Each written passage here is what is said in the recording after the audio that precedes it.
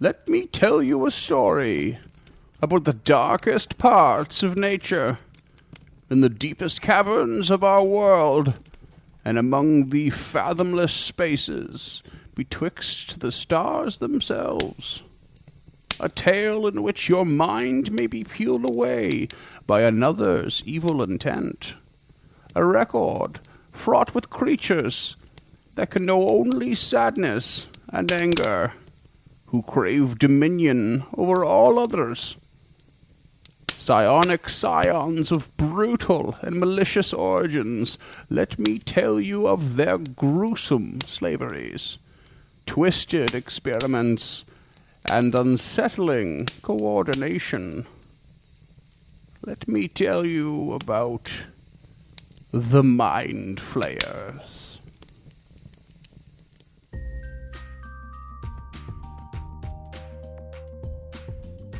Hey there, creatures, and welcome to Encounter This, a podcast exploration of the creatures from Dungeons & Dragons and the lore that surrounds them. Hey there, creatures, welcome to another episode of Encounter This. I am your co-host, James, the Hive Mind Kid, and with me as always is Freeman, Tentacle in Cheek, Iced-Tin.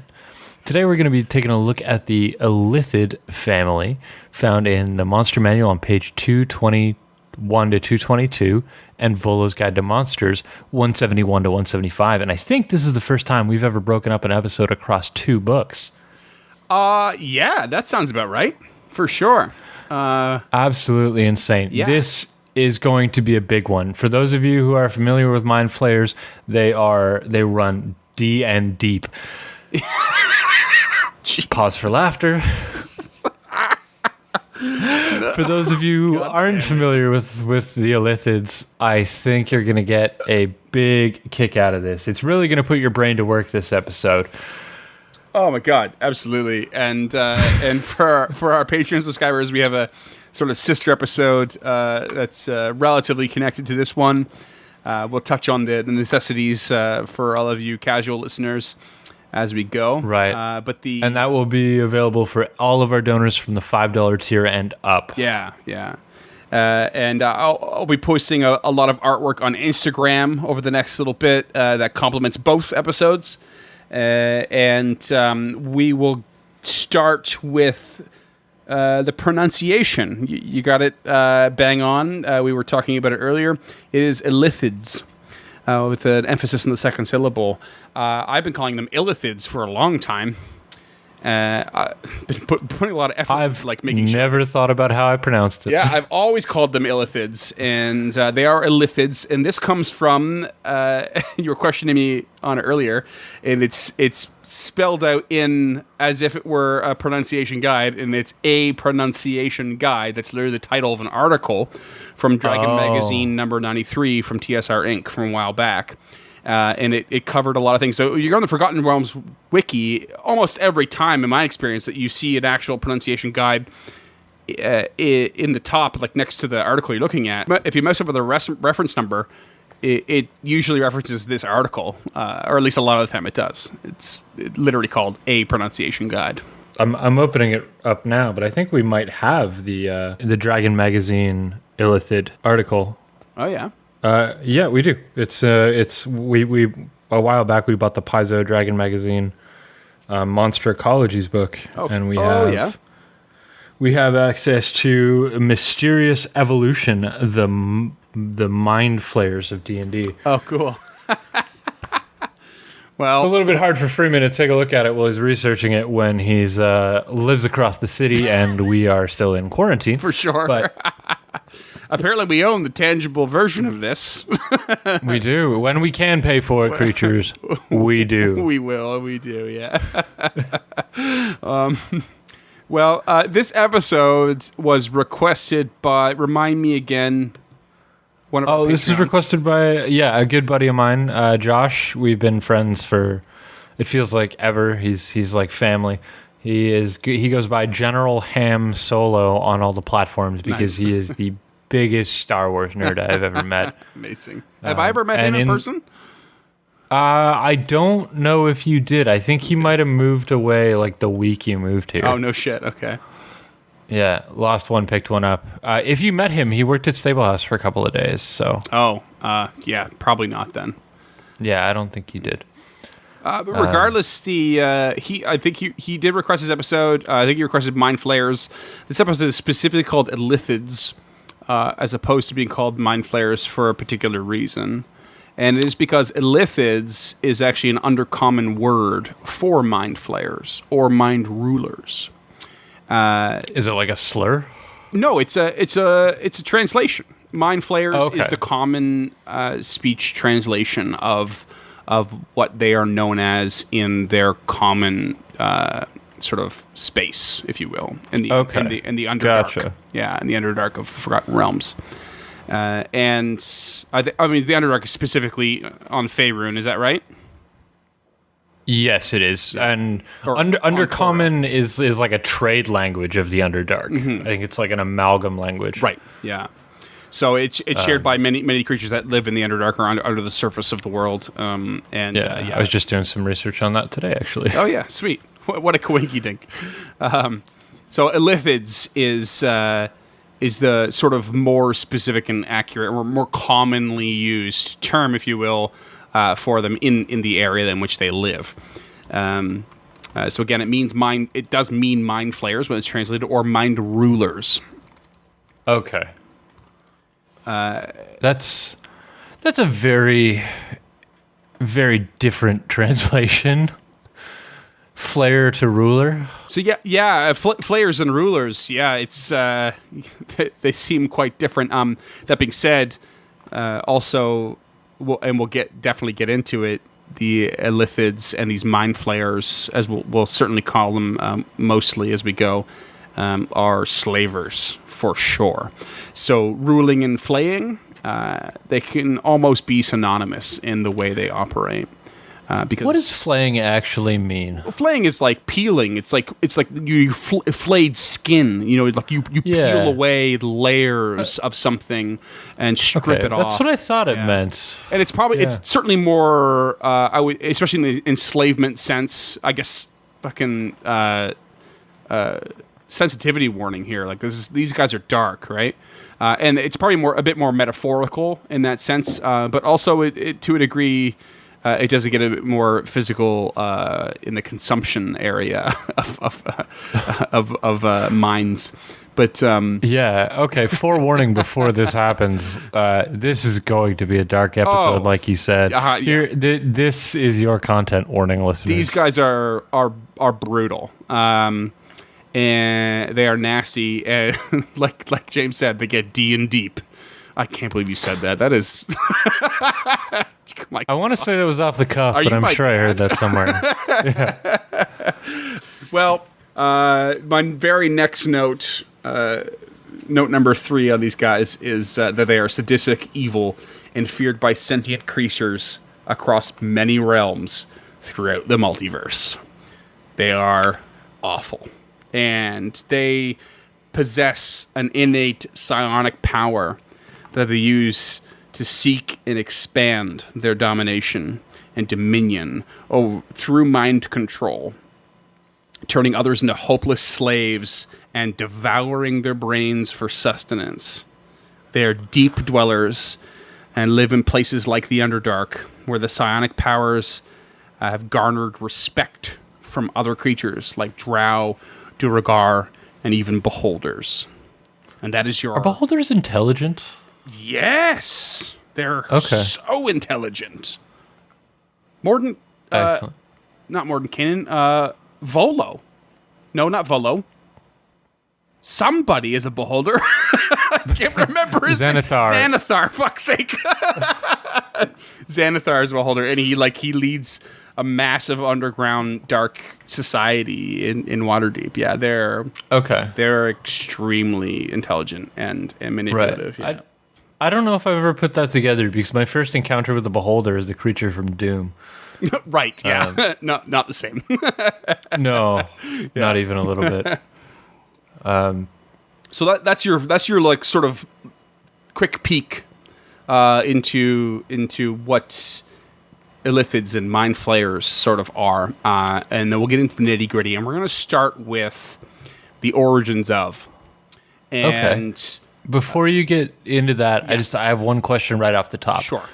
Because I think I know the answer to this, but I like this question right at the beginning. Are these going to be a campaign villain, or are these like an arc villain?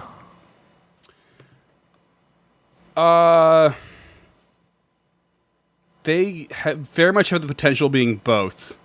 Mind Flayer specifically, as an individual Mind Flayer, more likely an arc villain. Okay. But potentially a main BBEG, big bad evil guy. It honestly it depends on the circumstance of whether or not they are involved in a colony of Mind Flayers or an enclave of them, or if they're independent. And we will dive into that 100%. Perfect. What the difference in those are. That's the kind of foreshadowing that makes my short shorter. They're intense, man. The way they are constructed, like especially now in the present of the Forgotten Realms or 5e universe, versus how they used to act and how they try to, how they sometimes like sort of change now or like sort of rebel against. It's a whole thing. It's a whole thing. But we'll definitely dive into that. Let's dig into it. Yeah. So as far as the origins go, it is very much believed in one hand or in one theory that they come from an unimaginably distant future. So it's believed they came back in time in an attempt to prevent their own extinction that was caused by the literal end of the universe itself. The belief... Love it. Yeah. The belief is that they accomplish this by using a powerful spell to send their massive spell-jamming fleet back in time. And then the fleet arrived in different time periods in various crystal spheres to reestablish their empires. For those out of the loop, crystal spheres are physical shells that encompass entire solar systems, particularly within the Forgotten Realms universe. This is something we covered in the Patreon-only exclusive episode that's sort of attached to this, sort of expanding on that sort of spacefaring part of this story. Yeah. It's a good episode, listeners. Go if you're not a Patreon member, I would consider joining just to listen to it. Why not? Here's your adventure hook. Right? Yeah. So it's believed they came back in time, massive spell jamming fleets, magical ships flying through space, sent back in time. They arrived in different crystal spheres and sort of solar systems on different planets. And that's sort of the justification as to why they exist in so many places universally. And this theory is actually very consistent and sort of semi-confirmed with another fact, and that is related to the memories of aboleths. I love where this is going. Yeah. I love aboleths. Aboleths are so cool. They're like one of the biggest, most powerful aberrations in the game, and I have busted my ass to put an aboleth in our campaign. But it just never works out. Yeah, I love them so much. I mean, aboleths have this unique trait where they have a perfect, absolutely perfect memory.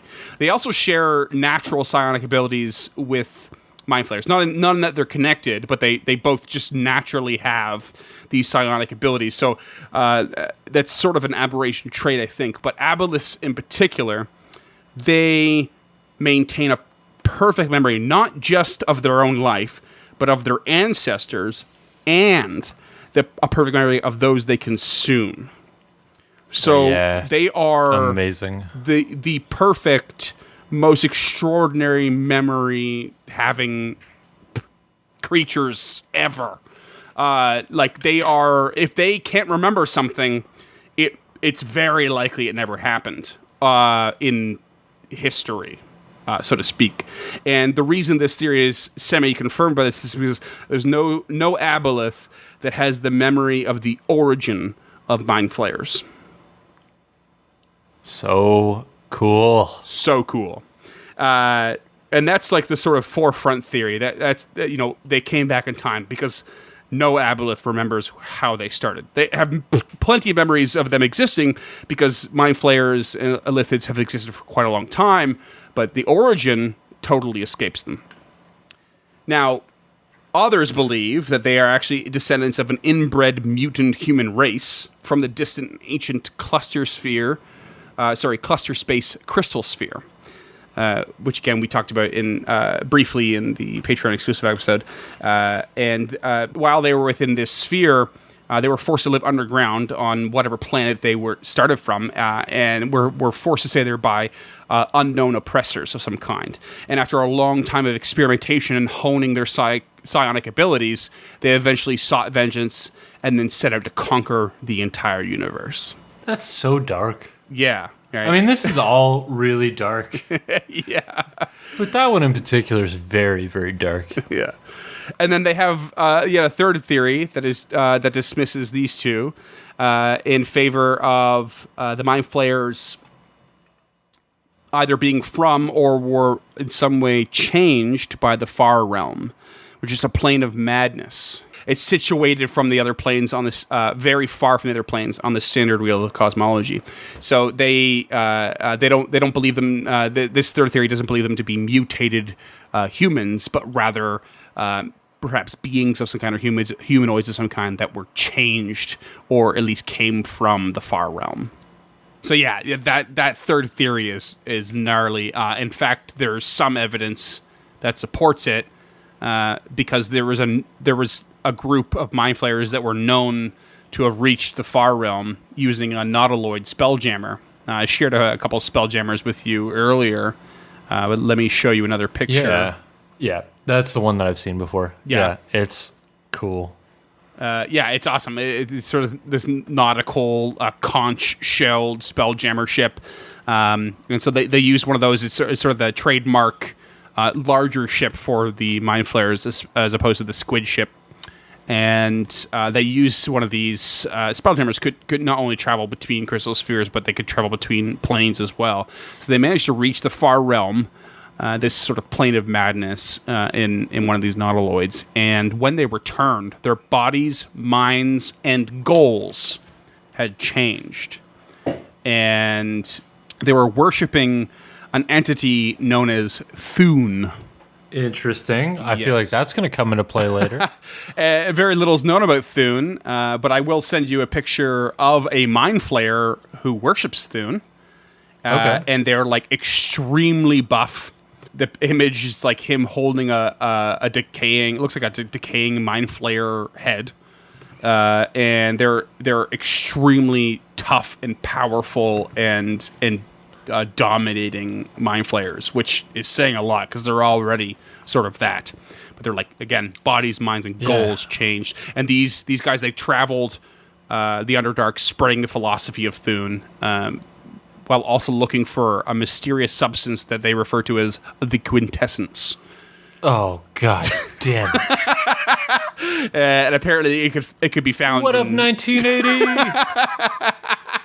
It can be found in creatures as well as raw materials. But I didn't dive too far into that. Oh, you don't say. The quintessence? Yeah, the quintessence, yeah. The quintessential essence? It's probably just carbon. Of life? Yeah. It's just, so I didn't dive super hard into it, but oh my God, I hate that word so much. It's so funny. Well, that's what they were looking for. But regardless of any of these theories, they all shared one common thread, and it's that an uncertain number of millennia in the past, the Mind Flayers were the most powerful species in the inner planes. They had empires that crossed multiple worlds and into the astral and ethereal planes. In the past. In the past. So even in the past of, like, the Forgotten Realms. Correct. The Mind Flayers. Okay. Got it. I'm there with you. It's believed they come from the distant future, but they've been around for a long, long time. Right. And it was during this time that they were at their height that eventually the Gith, that we are both relatively familiar with, and we will certainly be doing another couple episodes on. We might have said it earlier, but they were the most prominently enslaved race of the Mind Flayers, and they managed to rebel, and they took down the empires in all of the astral plane in less than a year. Yeah, the Gith got shit done. They went nuts. And then after they succeeded in this, the Mind Flayer enclaves and colonies on the material plane were next, and they were ruthlessly hunted by the at this point, divided Gith, the Githyanki and the Githzerai, hunting parties and were nearly brought to extinction. And the Mind Flayers essentially went into like hardcore hiding as a result. That's awesome. Yeah. And if you want to read more about that, you can check out Mordenkainen's Tome of Foes, page 85. That's the Gith in their endless war. Yeah. But if you're just willing to wait, eventually we'll cover the Gith. Yeah, for sure. If you want to hear it for $5, you can request an episode on Patreon, and we'll do the Gith. Absolutely. Requests away, my friends. Get in there. Just before we started this episode, I had James watch the first long cinematic trailer for the upcoming Baldur's Gate 3. It's coming in early access soon from Larian Studios, and there was a couple things that apply already. One in particular is the ship that you see in the trailer. I recommend watching anyone listening, and it is very much an immense nautiloid spelljammer. And yeah, it's really incredible how much these things actually just look like a Nautilus. Right, yeah. And it not only it clearly in the trailer switches planes, and it is clearly a living spelljammer, which we briefly discussed in the other episode, because where in this cluster space where it is possibly believed they come from, that cluster space cannot be exited without a living ship. So these nautiloid ships could very well be part of the reason they were able to escape it, and could add some substance to, I think, the second theory, as opposed to the first, where it was a time travel. Or Right. maybe it applies to both, you know? But that trailer alone, who knows what that game will confirm as far as lore and canon goes. But that's something that stood out to me. Yeah, I guess it really could be anything, eh? Not to mention, we'll get into the tadpoles and stuff, but in the trailer, it's very specific that there's a Gith that's trapped within the nautiloid, And they're Gith hunting it. right? And there are Gith attacking it. Yeah, so the war goes on. Also, you just sent me a picture of is it Nautilus or whatever? Yeah, it's a Nautilus. Oh, it's so I think great. they're cute. Like, they are cute. They're so in a really weird, fucked up, deep ocean way. They are adorable. Yeah, listeners, I've got a real soft spot for crustaceans specifically. Oh, man. Yeah, they're cool. They're so cool. Yeah. Specifically, what are they called? The octopods and squids. What are Like cephalopods? What is there? Cephalopods. Yeah. Specifically, cephalopods and rodents. I've got a real soft spot for. So yeah, there's a brief look into their origins and this sort of unknown vagueness they're in. And Yeah, I love it. I love the fact that they haven't really felt the need to explain it away. I think that really adds a lot to a history. One of the things that bothers me the most is when things that don't need an origin get an origin story. Yeah. The Joker.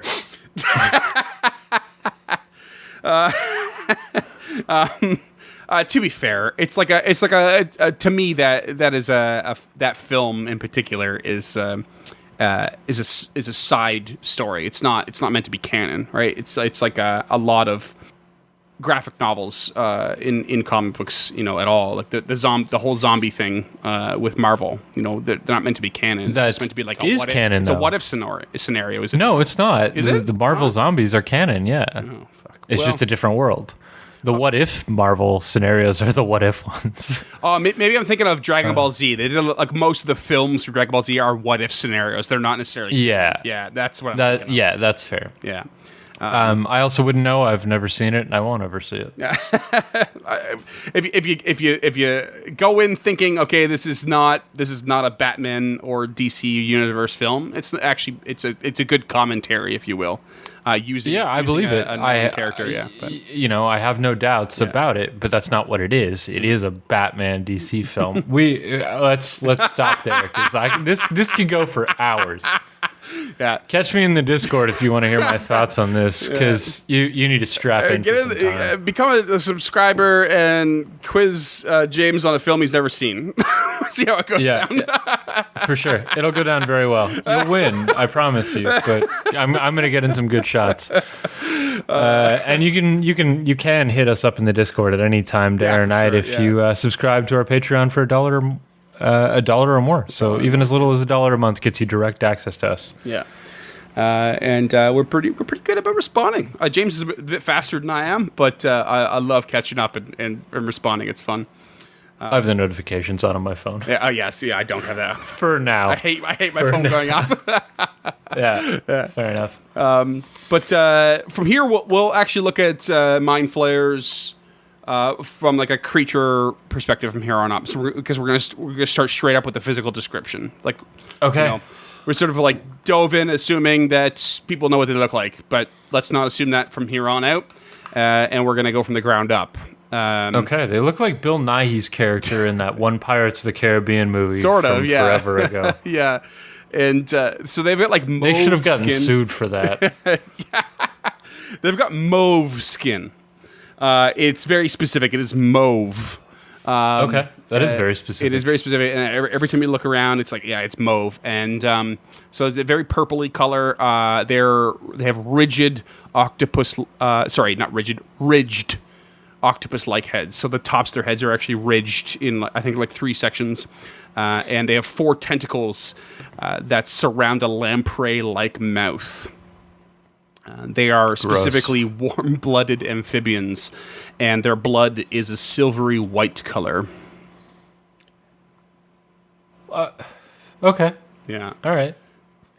I mean, get into a bit of biology there, yeah. But I mean, if you have the Mind Flayer, wiki open, you can see. I do, and I can see mind flayers in red, teal, and blue. They gotta say, even black and white actually when it comes to 1E. I've got the video at the top paused at this exact section where they're in 3 different colors. Amazing. So as far as at least 5E goes, without any reflecting light, they are mauve. Yeah.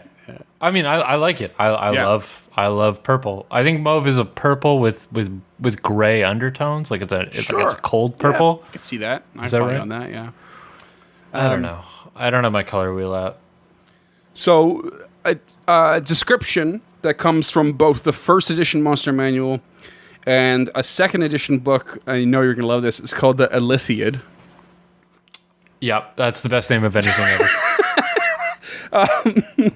Also, another reason I called this episode Illithids, from this book, the Illithid, they're described as having long reddish fingers, with the index finger being absent. Their 2 feet are 2-toed and webbed. Okay. And they stand about 6 feet tall, basically all of them. Their eyes are solid white and extremely sensitive to light, to the point of it being actually painful to them. I look forward to that being reflected in the lore. Yeah. Or in the mechanics. Yeah. And Githyanki scholars believe that this sensitivity was due to their alien physiology and anatomy that focus light in some sort of strange way. They weren't specific about it, but that's what they believed. And according to the book Into the Void, their vision was also more sensitive when it came to the recognition of geometric shapes. Oh, okay. So more rods and cones, or whatever, however that works. Yeah. Speaking of rodents, listeners, if you can hear it in the background, my guinea pig is having a bad time, so he's moving his shit around in his house. Oh, is and he? He's throwing a fucking tantrum. So the mic might pick a little bit of that up, and that's what that is. If you hear a little extra noise, it's guinea pig tantrums. Yeah, his name's Benjamin. He's normally lovely, but he's got a respiratory infection. No, he's basically a miniature giant space hamster. Pretty much, yeah. just throwing it back. 5E cannon.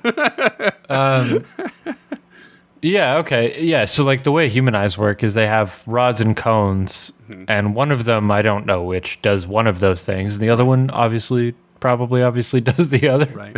And so they just have like an imbalance of those, I guess. Right, yeah. Right? I didn't look into the actual book Into the Void, but that sentence is a bit vague in the fact that it says it's sensitive to geometric shapes, but doesn't seem to specify if it's sensitive in the same way it is to light, like to the point of painfulness, or is it like more recognizable, like easier for them to distinguish? Well, even what you have written, it's sensitive when it came to the recognition of geometric shapes. Right. So that would be like movement and like seeing shit. Okay, like they're, sure. They're very very aware. Just Yeah. like light is They'll catch on light faster. light and bad. Yeah. Yeah. Yeah. I think this is how my eyes are built. Mm-hmm. Like I don't like fluorescent lights, but I catch movement pretty quickly. Right. Okay. Sure. So mind flayers, personality wise, they're pretty egotistical. They view themselves as absolute masterminds all of the time. They're always trying to control, manipulate, and harvest and twist others to further their own evil ends. They are known for cooperating, but will back out, and I mean cooperating with like other creatures other than mind flayers. But they will back out at the first sign of something not being profitable to their own or serving their own plans. Other than the fact that they're slavers, so far I have never identified with a D&D creature more than I do mind flayers. Yeah, that actually makes so much sense. I can totally see that. They're also aggressive and elitist. Oh, well, I take it back. And they will attempt to mentally enslave practically anything and anyone who isn't an Illithid. And so this is why they're sort of separate, I think, from other aberrations. Is that Okay. they it's well enough that any creature will like stick with their own, but they will like that sentence alone says a lot. They will attempt to mentally enslave practically anything and anyone that isn't one of their own. Like nothing's off the table, basically. And that's why I don't want to bulk them into like all aberrations are basically from the same place and have the same goals and do the same thing. It's just not true, right? And you're right. I looked more into that in the break between recording these episodes, and I was absolutely wrong. Not all aberrations are from that place in space. Right. The phlogiston. Phlogiston. Yeah. But they are all not from our planar space. Right. That's the general idea, I think, of aberration as a creature type, is that they are alien to the world that you encounter them in. But Aberrant, even. Yeah, aberrant, yeah. And they could come from basically anywhere but, which means they have a very wide variety of what they can be. So this is a pre-correction. You'll hear me say that in the Patreon episode, and it's wrong. So these, despite their aggressiveness and elitism, they are inherently very paranoid and fearful. This, of course, is due to the uprising of the Gith, and they are very much in hiding. And they have a collective strategy, especially within a Mind Flayer colony, to focus on concealment and survival. Okay, out of sight, out of mind. Right. Got it. But outwardly, Mind Flayers show zero signs of emotion. Absolutely none. They appear cool, calm, and collected at all times, even totally detached to their situation. And they are known for outbursts of anger, but it is difficult to read if it's truly anger or merely a display. I'm back to identifying with the Mind Flayer. So Everything's a power move. Oh my god. You're not wrong. You're so not wrong. So it's like, you literally don't know. You literally don't know if the Mind Flayer is actually angry, or if they're just displaying it to like intimidate you. And inwardly, Mind Flayers, they experience only negative emotions. The angry and sadistic act of eating a brain is the only time they feel fulfilled. And This is going to sound crazy, but I'm out again. And it's the closest to happiness they can ever get, though it is more through pride and satisfaction of their own curiosities and the domination of the act of eating another creature's brain. As someone who's eaten another creature's brain, I can tell you that that's not how I felt at all. I ate lamb brain once. Cow and pig. Cow and pig, okay. I guess head cheese, eh? Yeah. Yeah. I used to serve brain all the time at State West. Yeah. I mean, we called it head cheese, and it was like a face tureen, like all the good parts of the face. Yeah. Face tureen. What a fucking unappealing word. That's what they call it, and yet head cheese is somehow better. Right. It really isn't. Like, that's such a worse term. You just hear it more often, so you get a little bit desensitized, Yeah, I think so. But it's good. Yeah, I mean, it's not good. Sorry, I apologize. I did not enjoy eating brain. I had lamb brain in Australia, and it was actually this really cool bar in Brisbane, and they had a really cool modern, I think it was like South American cuisine kind of combo, and the food was great. We tried there were lamb brain croquettes, and I can fuck with it as a croquette. And honestly, the sauce was amazing, and the croquette was really fucking boring. And it had a okay texture, and it was like shark fin soup, where it's like the soup's good, the shark fin is completely unneeded. Like, why the fuck? I've never had shark fin soup. Neither have I, but I'm actually just relying on what's his angry face from England. Oh God, what's the chef guy? You know the guy, one? Marco Pierre White. No, the more Gordon famous Ramsay. one. Gordon Ramsay, that's the guy. More relying on a review of his. I've never had shark fin soup myself, but it basically like that was his gist of it. He's just like, this is pointless. This is absolutely pointless. This is like a horrible, horrible thing that we're doing to sharks for the novelty. That being said, if you're gonna kill a soup, shark and eat it, shark meat is really delicious. Shark steak is some of the best They're meat just out like there. cutting the fin off and throwing the back end so they can die. And he's like, the soup's great. Yeah, the fin doesn't do anything. It really. It's a flex, is what that is. Yeah.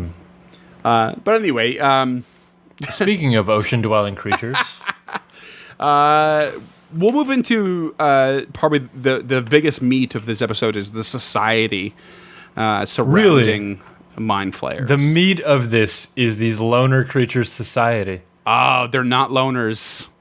Oh, no? Not loners. I always imagined they'd be loners, They're not. but yeah. They're mostly used. Anytime I've ever encountered them or experienced something related to them in game, they've been by themselves.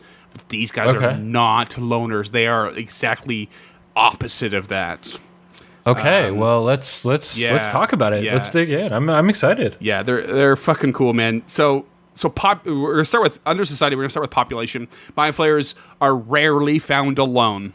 Is the first thing I have here. Almost always. I'm clearly not reading your notes as we go. Almost always, at least with a couple of slaves that are mentally bound to them. So, like, not necessarily another mind flayer, but at least with another entity that is enslaved by them. And these enslaved races include many things, but most commonly of Grimlocks, Ogres, Quaggoths, and Troglodytes, Underdark creatures, big, beefy, and not very intelligent creatures. These are all share the common thread of being These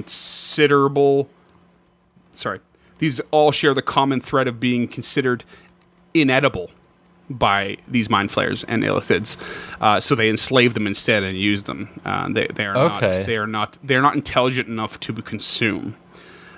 Specifically because they consume brains, right? Right. And I get that. That's how I feel about prawns. They just ain't strong enough, so I'm not going to go in there. That's not true. I don't like prawns because they remind me of cockroaches. I don't like. I don't get prawns. I don't get prawns and shrimp. I don't get it. They don't taste bad. I just don't get it. They don't taste good either. So underwater roaches. So mind flayers, they live in colonies that can range from up to 200 or as low as 200 to up to 2,000 mind flayers alone. That is so much evil. It's so much evil. And each of these mind flayers will have at least 2 slaves to do their bidding. This, of course, meant that slaves far outnumber the actual mind flayers themselves. You need somebody to cut your meat as one pours your drink. I get it. It's kind of like being the boss in the kitchen, you know? You got a bunch of slaves on the end. You're starting to relate again, aren't you? No. Oh, my God. I wish that were true so bad. For those of you listening at home, here's a little peek behind the curtain. These episodes have been very difficult to record because for the last 4 weeks, I've been working 7 days a week. Yeah. 100%. Yeah. If James had more people working under him, his life would be a bit easier right now. It's fucking impossible to find someone working in a kitchen, eh? At least someone reliable. It's ruthless. Or to show up for an interview, for fuck's sake. That would be nice. That would be very nice if you commit to an interview to come to that interview, or to not decommit to that interview. Unbelievable. That's not worth talking about. But I'm so tired all the time, listeners. Oh my god. Yeah, I don't envy James' situation, especially right now. But No. you're on the cusp. If you want to be a chef, don't. seriously reconsider your goals. That's why James and I are doing this. Hopefully we'll make a career out of this one. Or something related to this at the very least. But anyway, for an example of what we're talking about, in the 3rd edition source book Underdark, the city of Orendal, if I remember correctly, Orendal is a famous illithid of some kind. I didn't do any research on that exactly, but the name did pop up a number of times. But that's fine. In that city, we've got fans who will write in and tell us. Yeah, sure. I'm sure they will. In that city, there was a total population of 24,000, but the Mind Flayers only numbered 4,300. The city seems like a stretch for 24,000. It's an Underdark city. I guess. Lot less space. So designation of settlement type. I mean, you've looked way more into that than I ever have. So yeah, I mean, when I lived in Charlottetown, it was 28,000, and it's the founding place of Canada. Right, it's still only a town. Probably because changing the name to Charlotte City would just feel weird. Charlotte City. Yeah, that anyway, wouldn't make any sense. That's enough of me relating to these creatures. I'm sure we're gonna get more into it. Oh God! I can't wait to see how much more you flip flop in relation. Next section. So we cover population. Next section is communication and the elder brains. You have my attention. Yeah, and we also have the attention of beer. I figure mine has been sitting next to me for the last half hour, and I've been waiting to crack it because it's my last blackmail. Before I start, just crack it now, or do you want to wait still? That's fine. You can wait. I mean, I don't want to wait, but we do still have an ad coming up. That's fine. I've decided to do an extra one now. Because I thought communication and elder brains equated beer.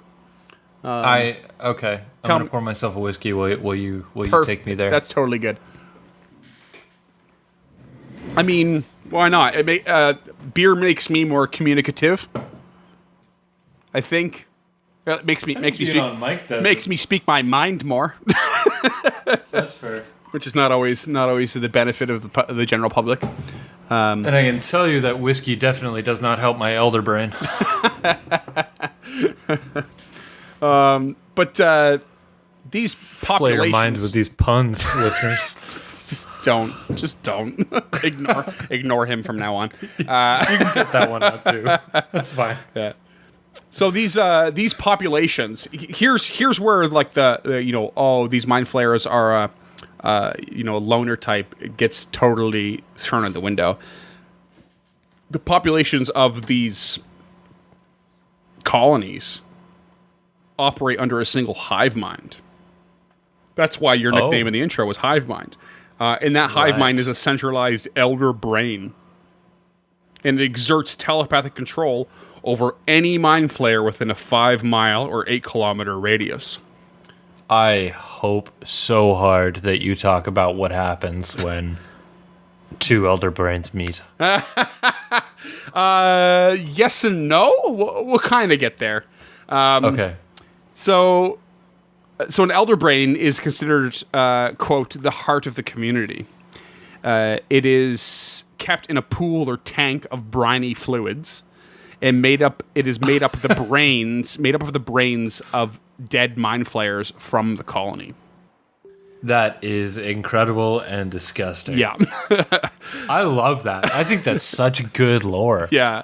And so it stores all of the information of the colony, issues tasks and commands, and acts as a central communication hub from one mind flayer to another anywhere within the colony.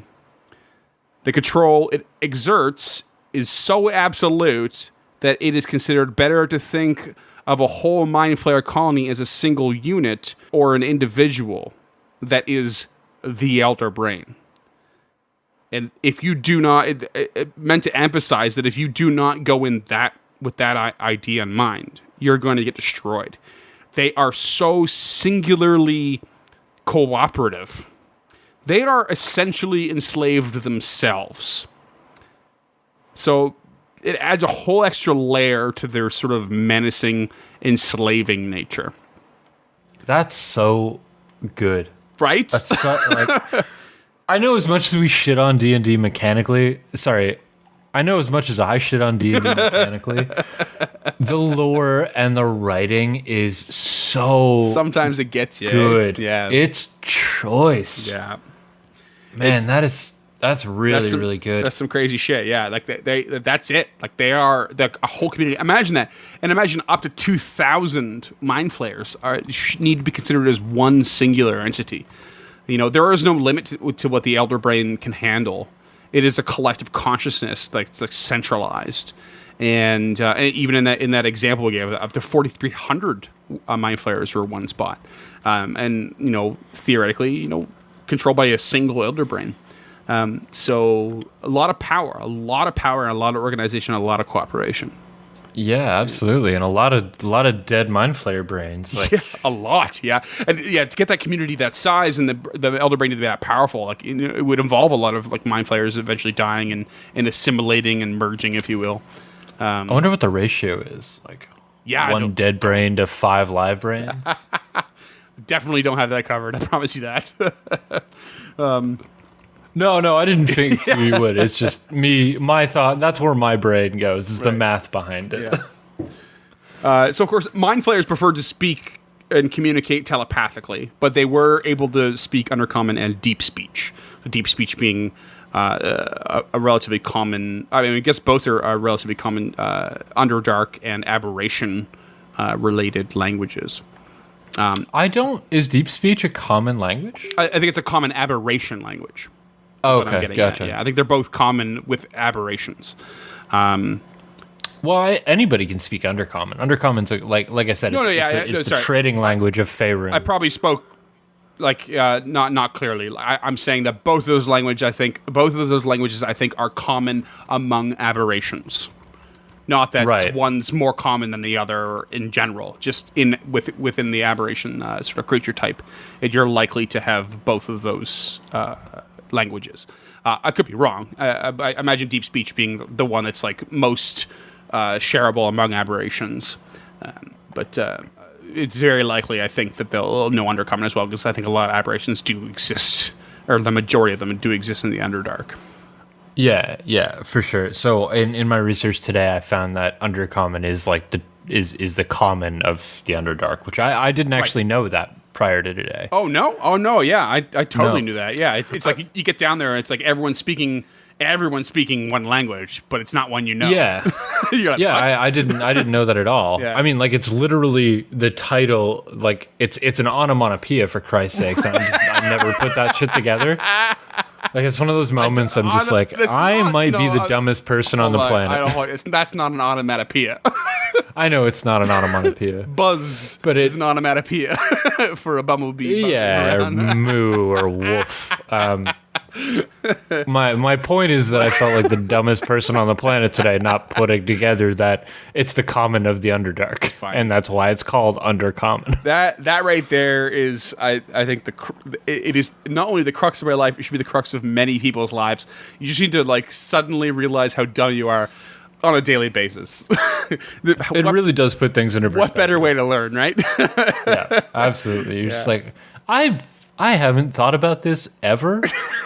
And yet, everything I've never thought about it is wrong. Right. Yeah, 100%.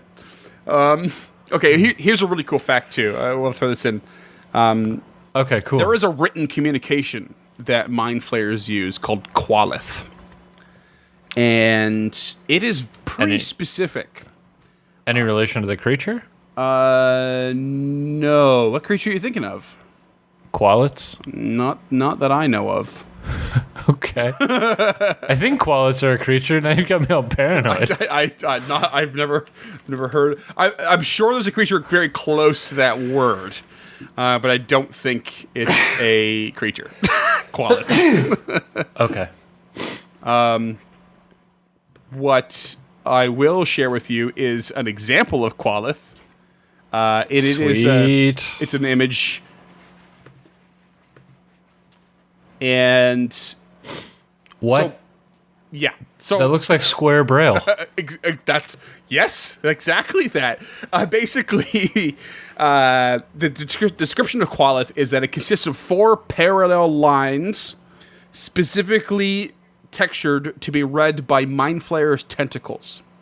And in parentheses, think Braille, but with wriggling appendages. Okay. Okay, but it also is imprinted psionically and conveys the thoughts and feelings of the writer. It can be written on parchment, anything from parchment to surfaces that require carving. But degradation of the material does cause the message to fade over time. So there's just a bit of a sort of physical aspect to it. Qualith is extremely difficult for non-Illithids to read. Usually requiring magic to decipher, such as the spell comprehend languages. This is due to each line of the message modifying the others. And only when comprehending it as a whole does it ever make any sense. So successfully interpreting a messaging without the use of magic results in not just knowing the meaning, but you also gain an insight to the writer's thoughts and even who the message is intended for. Crazy. Failure. So it's like Braille with a built-in cipher. And like literally a built-in like mind read. There's you literally have like you're having a brief like specific connection to the mind of the writer, and failure to read it without magical means. Actually, I think even with magical means, actually has the potential to drive the reader into madness, and at the very, very least, cause a really bad headache. Yeah. So I wonder, did it mention comprehend languages specifically while you were doing this research? Yeah. So like by magical means, you could interpret it. Right. But if you I always thought comprehend languages was reading. This isn't reading. Well, this is only a written language. So, but you don't read it; you feel it. And that's kind of where I would, because you can't, like you and I could not read Braille. But we could learn to read Braille. I guess. Is reading the right word, though? Interpreting. Experience? Interpreting, maybe is the more proper word. But, I mean, Braille is a very loose term for this Qualith. Very loose. It is a physical indentation in where it's written. Or carving, if you will, but the reading of it is more psionically influenced. Okay, gotcha. Right? And so there's a whole extra level that you can't get on the tangibly with, say, your fingers or with your eyes, either or, whether it's by sight or by touch. You know. Right. It's because of the nature of the language that's an okay thing. Right. Yeah. Okay. Yeah, okay. So there are actually some specially trained dwarves known as, I don't know how to really say this, Carrot Hakers. It's a loosely translated to Mind Stalker.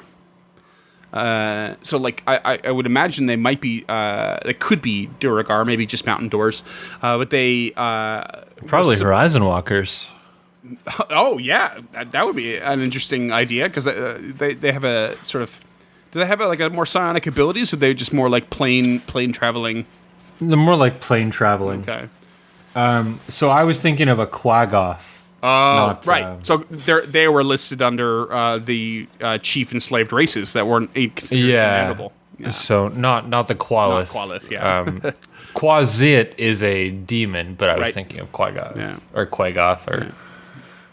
But these dwarves, they were supposedly able to grasp the basic meaning by running their fingers across the lines, but they couldn't discern any nuance that is normally intended. So they came the closest to being able to interpret it, and probably with few, if no, ill effects. But they wouldn't get nearly enough that's needed for the message. Yeah, fair. And as far as like keeping under the theme of communication and that sort of thing, mind flayers, they did have names, but the names were made up of thoughts and images used to identify specific individuals. And so, of course, this results in something that's too complex to pronounce or define in a spoken language, though Underdark races would combine descriptive phrases that roughly translated into Undercommon to specify certain mind flayers. Although I actually don't have any examples of this, but it was specifically mentioned. The mind flayers themselves, yeah, it does. Yeah, mind flayers themselves, they would adopt pronounceable names for ease of communication with their thralls, but and probably more specifically to intimidate their enemies. People do that over here all the time. I'm sure it's a common thing in every culture. Like if you move to a different culture, normally your name is challenging to pronounce, especially if it's a drastically different one. Right. So this makes a lot of sense. So I specifically didn't go into our later usual section of like honorable mentions and that sort of thing. I thought I would just like shove it in here real quick. Just notable mind flayers on the Forgotten Realms wiki. You know, you have Galum, who's an inhabitant of Rixig Enclave, sent to enslave Duragar in the Way Down, the 15th century DR. You have Grazalax, a member of the Society of Brilliance. Nihilur, mind flayer who worked for Xanathar's Thieves Guild. That's a good name. Yeah, he was fond of creating intellect devourers and setting a loose through it Waterdeep. Of course, there's Captain Nagathrod of the Scavenger and his miniature giant space hamster.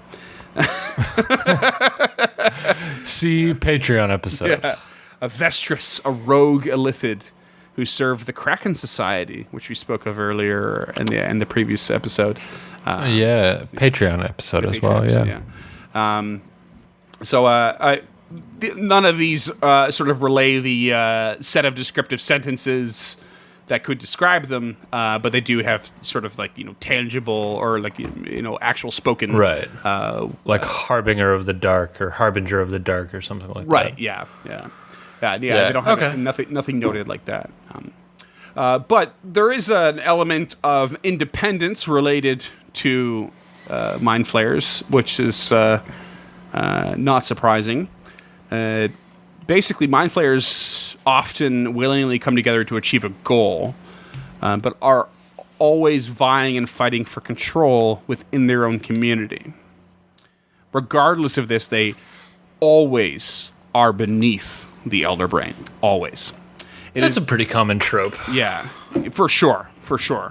It is Forsaken in the Eye of the World, the like Sauron and Lord of the Rings. I'm sure there's some Game of Thrones analog that somebody can think of out there. That makes sense. Right. Yeah, and it's weird because like they're vying for control and fighting within themselves, but then never having truly the opportunity to become the ultimate. Right? They can't become the Elder Brain by themselves, but they will still like vie for that control and that dominance over each other. Second in command is still better than third in command. Right. Second place is the first to lose, as they say. Yeah, that's a tough one for me. 'Cause I've always believed that the best place in the world is the right hand. Like life is so much easier when you're not the figurehead. Oh, for sure. Yeah. So it is believed that at one time the vast historical empires, when they fell, that the survival of the mind flayers depended on their submission to the Elder Brains. And ideologically, they formed factions within these colonies, and these factions are known as creeds. and were used to align mind flayers with like abilities and philosophies. Representatives of these creeds formed elder concords. Oh my god. And led their factions with divine guidance. Quote.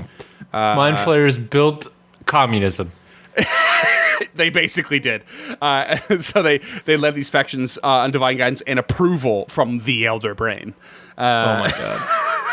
They are so communist. And if multiple creeds work together towards the same goal, if they had to, they formed what's called a Grand Elder Concord. And should problems arrive or a secret need be discovered, mind flayers formed inquisitions, which were not unlike adventuring parties, so like much more concentrated, specific, and they would actually venture out.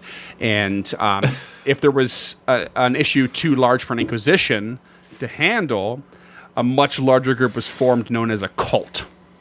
And a cult was spearheaded by 2 mind flayers that were constantly vying for greater power within it.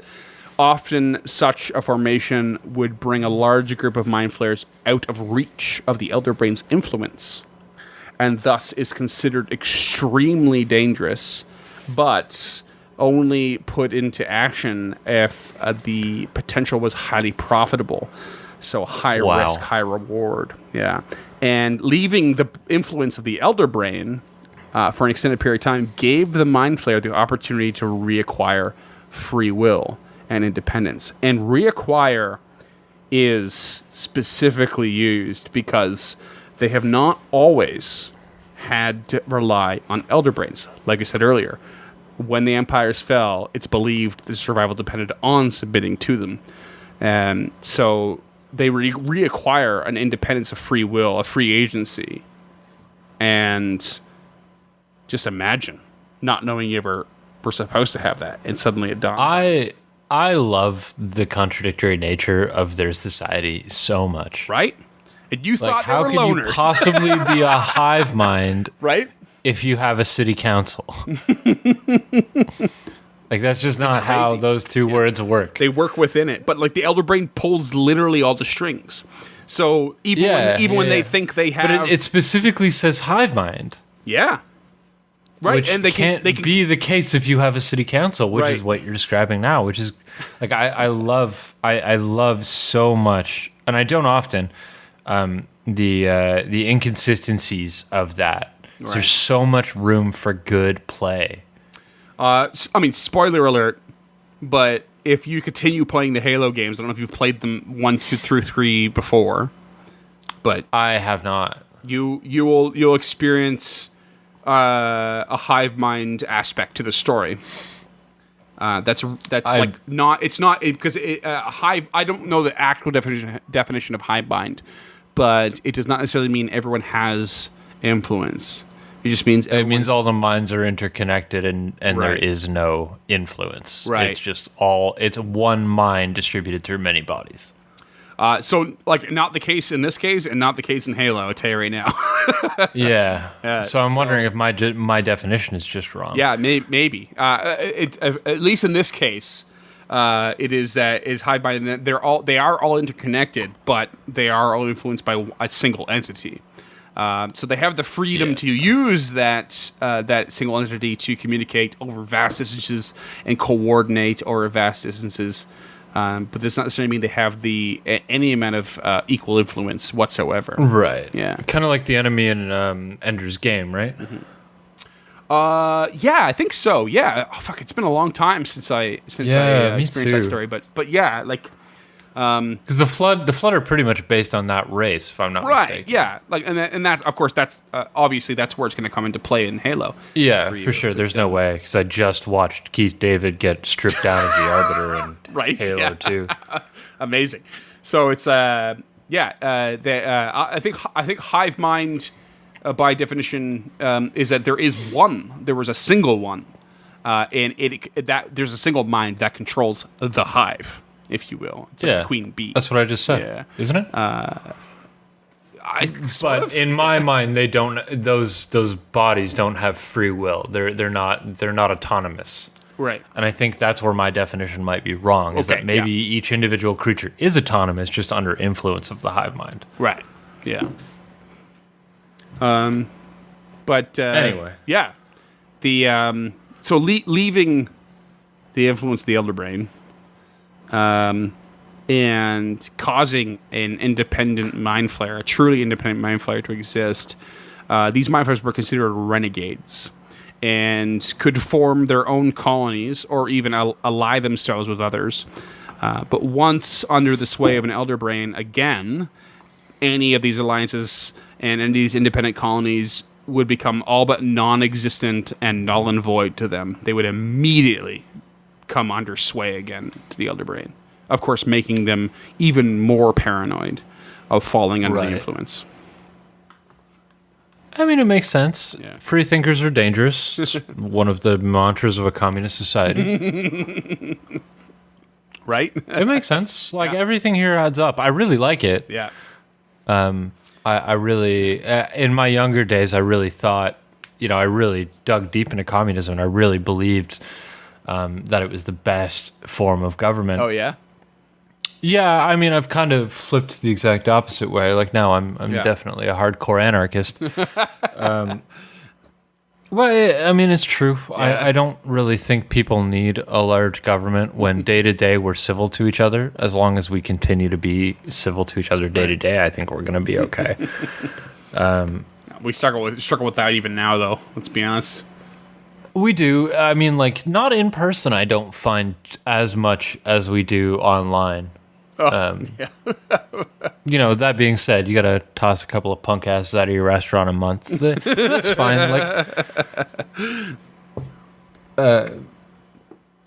I lost my point. But fine. This really does seem to be incredibly representative of like a Leninist, like almost an idealist communist society. Right. Definitely not Marxist. Don't get me confused there, political students. I mean, like Trotsky, probably closer to Trotsky than Lenin, like Russian communist. But I mean, it's good. I like it. It makes sense. It works with the lore. It's great. Right. I mean, you asked earlier, are these more arc sort of bad guys or like end game bad guys? And to me, this is the point, the part in their story that I was like, that made me not want to commit because to one or the other, because they have the potential to be independent. And like, you didn't know that was coming, that they were so enslaved by an elder brain, like making them, in my opinion, more of an story arc enemy, because you don't really know what you're in for. It's a much more massive elder brain controlled conspiracy or danger. I think you're right. Yeah. But like, if they become independent, then they could very well be the overarching, bad guy. They could be the one, because they have that free will, and they are that renegade, and they have built themselves their own colony and have created their own system of allies. They could very well be that top dog, and we'll certainly get into a little bit, especially if we reach mechanics and stuff, and talk about what the potentials are for possibly different mind flayers. There's lots to work with there. Yeah, and I think when we hit homebrew, we'll dig into it. But I think the Mind Flayer itself is probably an arc villain.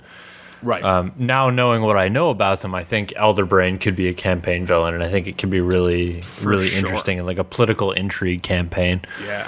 But we'll touch more on that in homebrew. Yeah. What else do you have for lore for these guys?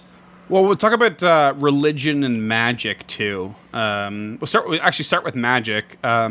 Arcane magic, in particular, is actually considered an abomination and inferior by mind flayers in comparison to their own psionic power.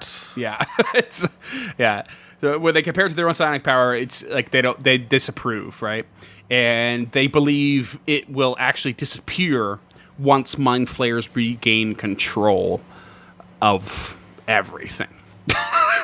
So they're like, arcane magic, fuck that. Once we're in power again, it won't exist. They straight up believe it won't exist. And but there is speculation that their hatred of arcane stems from the defeat they experienced at the hands of the Gith and during their rebellion. However... Do you want to speak on that at all? No, because I didn't dive into it, because I think that's going to be left to the Gith episode. Okay. When we do it. There's your fucking hook right there. Right there, yeah. Why does their hatred of arcane magic stem from the Gith? I have no fucking idea. Well, considering we haven't obviously not gotten to the mechanics yet, but considering the power of mind flayers, if arcane magics were not involved in the Gith rebellion, I would be fucking shocked. Because how else would they have resisted and managed to not only defeat their oppressors of like millennia, I think, but do it in less than a year on an entire plane of existence? Like, magic must be involved, right? So, but I didn't go down that road on purpose, just to save that. Yeah. Now, however, so renegade Illithids specifically, though, will actually seek out wizards and others of arcane magics to find ways in which they could shield themselves from the Elder Brain's influence. Oh, cool. So collectively, arcane magic is like a big no-no. But once you break free, you're like, it's a big yes. Like I need that to like fucking stave off the influence that once controlled me, you know? I actually kind of wonder if they at any point managed to empathize with the slaves that they would normally bring on and dominate themselves when it comes to these. There's your mind flayer module hook, right? Yeah, for sure, for real. And of course, learning these arcane ways would lead to, on a mechanical level, a mind flayer arcanist. And while they are technically wizards, some mind flayers actually were capable of being born with innate sorcery. And these sorcerer... Fuck, yes. Yeah. Where are their stats? And these mind flayers, they were like highly intelligent, higher than natural intelligence, and were actually more resistant to psionic powers and effects. Now, it didn't specify if like they need to be renegade and then born, through their reproduction process, to become a sorcerer, or if this can happen within an Elder Brain like colony, and then they become more resistant, maybe more rebellious, something like that. I have no idea. Didn't specify. Well, we should take a look at how sorcerers work. Well, sorcerers have a bloodline, is the thing. That's my point, is that, like, to become a sorcerer, to be born with innate sorcery, you've got to muddle that bloodline, whether it's, you're fucking a dragon ancestor, a fae ancestor, or whatever. But there are a couple of sorcerer ancestries that I'm not particularly familiar with, like Dreams. Is that one? No, that's a druid one. So, like, sorcerers have, like, wild magic, draconic bloodline. Wild sun soul. Divine soul. Divine soul. And there's another one. Divine soul, shadow magic, storm sorcery. They're quite aligned with, not necessarily elements, but creatures that exist in specific planes. So I wonder how they would have gotten that ancestral magic is really what sorcery becomes. And as we're recording this, Wizards of the Coast has in Unearthed Arcana playtest material a psionic soul for sorcerers. Yeah, that would make more sense, but also, like, again, we haven't dug into mechanics, but maybe they eat the brain of a sorcerer, and their child is born with sorcery. I don't know how mind flayers reproduce. That's a very good idea. They could end up eating the brain of something that actually has a sorcerer bloodline, and then it gets passed on. That's totally viable, at least in my opinion. Well, we'll see a little bit later, I'm sure. If you look into the Discord, I've actually shared with you. It's just flavor image, but it's an image of a mind flayer sorcerer. And it looks awesome. Oh, neat. Yeah, it does look awesome. It's just great artwork, yeah. I'm excited. Like, the screaming belt buckle is really what does it for me. I'm excited for you to see this, listeners. Yeah. So, aside from the arcane, Mind Flayers could use their own psionic powers to craft their own versions of magical items. Yep. And they even added safety measures, making them unusable to themselves or their thralls. Some of these items include, there's one called the Survival Mantle, which grants the ability to breathe in a vacuum. There's a Mind Carapace, armor that protects both body and mind. I have no specific mechanics on those, but those. I mean, one's mage armor and the other's is like a circlet of water breathing. Right. But it's reinterpreted, yeah. And then they also could create what we would call psionic seals. So Mind Flayers could create these seals, essentially tattooing their bodies with the seals that incorporated psionic abilities and beneficial effects. Doing this actually required a specific discipline known as imprinting psionic circuitry. This makes me think of how some of the Mind Flayers would be grouped up within the colony for like-minded or potentialities of abilities. And right. Using the seal did not use up the Mind Flayer's psionic energy, which is sort of the key. It's kind of like a spell scroll, essentially, right? And it makes sense. Yeah, they could be used mechanically. They could be used once a day, and a Mind Flayer could place a maximum of 3 seals on itself. Otherwise, you'd be in danger of what's called a short circuit. They would just sort of burn out. Yeah. Okay, so in 3.5 and Pathfinder, there's something called a magic tattoo, where you can essentially tattoo a spell on you that you can use once per day. Right. Yeah, and these seals, not only could they be tattooed on you, but they could actually be placed on an inanimate object as well. So they're that perfect in between of is it a spell scroll? Is it a tattoo? It's both. So runes from 4th edition. Yeah. Actually, there's a really great homebrew. A friend of mine sent it to me. I think it's on DM's Guild, and it's called the Armorer's Handbook. And I've mentioned it to you and our Starfinder group before, where it's actually what I think is probably an essential 5e supplement, although it's not official, and it adds much needed care for actual weapons and upgrading them on a physical and tangible level, and it has a whole rune inscribing system built into it as well. It's really, really cool. Okay, we'll make sure we link that in the show notes. Yeah, for sure. It's well worth a read. It's awesome. It's super cool.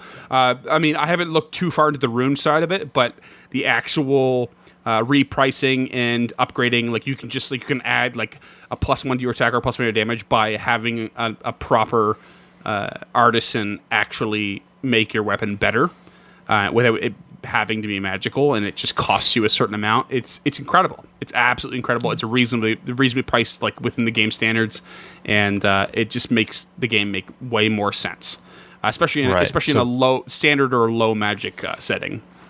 So bringing back those masterwork blades. And stuff. Exactly that. There's literally mechanics for adding spikes to your armor.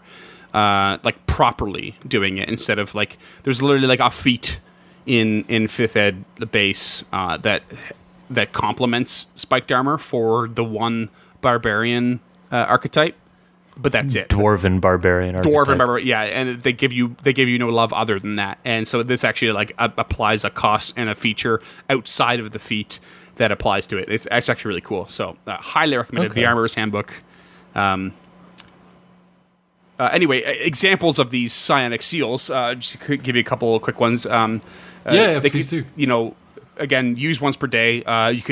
They could suddenly become immune to one attack. They could reflect a single spell. Immunity, and that's reflect, not deflect. Immunity to non-magical fire. Open normal or mundane locks. Transfer psionic energy from one Illithid to another, providing, say, both with that possess a seal. So it's basic but useful things.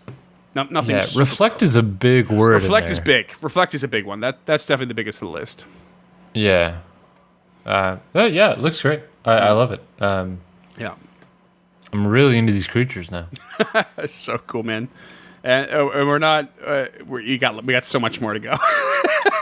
Yeah, I guess we do. We're now hour and a half in. Yeah, this is not going to be a short one. Okay, so talk to me about the religion. You mentioned that at the top of this. Right, yeah. So, Mind Flayers do not specifically worship entities, especially any from the outer planes. They don't really worship deities. They don't have that general sort of religious side to them. That being said, that doesn't mean they don't worship things. Specifically because of the Elder Brain. Like, the Elder Brain themselves, they sort of worship. And, like, they don't have any sort of thoughts on the afterlife. Instead, most of them, especially if they're under the influence of the Elder Brain, when they die, like their dream is to sort of merge with the Elder Brain so that they can be a part of, they can share their life experience and be a part of those who have merged before. So we're assuming the worshippers of Thune in this are the rebels, right? Yeah, they definitely are a sort of more renegade and rebellious side of things. Renegades. Yeah, for sure. Yeah. So they're the minority. Absolutely. And so returning to this Elder Brain, was amazing for them. And but for this to happen, it meant that the dead Mind Flayer's brain actually had to be consumed by the Elder Brain. And while this was not always, just didn't happen, they didn't just die in the Elder Brain tank. So they would actually take some time, and it was actually a bit of a ceremony. And they would store brains in funerary jars known as brain canisters. I just sent you a piece. Just killing it with the naming convention, right? Yeah, I sent you a piece of art of a Mind Flayer placing a brain in one of these jars, and it's super cool. Oh, that doesn't look too bad at all. It's very. They are like the brain canister doesn't do it justice. Funerary jar actually does. And I think bowl might be a better word, right? Yeah, and so these bowls, if you will, would actually be detailed in full biographical sense with inscriptions in Qualith to like detail the life of the Mind Flayers, whose brain possessed or was occupied this brain canister. Now, despite all of this, despite this being sort of the general consensus of like how they go about it, they do revere, to a degree, two separate manifestations that represent psionic ideals. So not necessarily a worship. To some degree, maybe some do worship, but like there are a couple entities in the universe that they do revere, and one is called definitely gonna say this Ilsensin or Ilsensine. AKA the Tentacled Lord, or the Great Brain. It is believed by some Illithids to be their great creator. And it is cold, calculating, and this entity uses magic and psionics to pull information from the minds of mortals to manipulate events as it sees fits. And it does this through what is apparently an infinite number of tentacles with an infinite length of reach that extends to all planes. This is fucking Cthulhu, if there ever was one. And I really dig it. I'm confused by its use of magic and the Illithids' aversion to arcane magic, but right. I mean, it's specifically it's magic and psionics. So, and this is like a much greater entity. So, it probably doesn't. Again, it's cold and calculating, so it probably doesn't have the sort of standoffishness that the average mortal Mind Flayer might have. And I wonder if the Illithids, if it's not so much a reverence for magic as it is hatred. I mean, yeah. Especially Mind Flayers, they have a personal fear or hatred for magic, or especially again arcane specifically. And while this definition or this description of this tentacled lord doesn't specify what kind of magic, it stands to reason that probably not divine. Right, it's probably you're probably not wrong there. It probably does. That's what I mean. Yeah, but it probably does stand to reason that it doesn't have the same reservations as the mortal mind flayers because they have a more tangible history of facing magic, whereas this thing probably just doesn't care either way.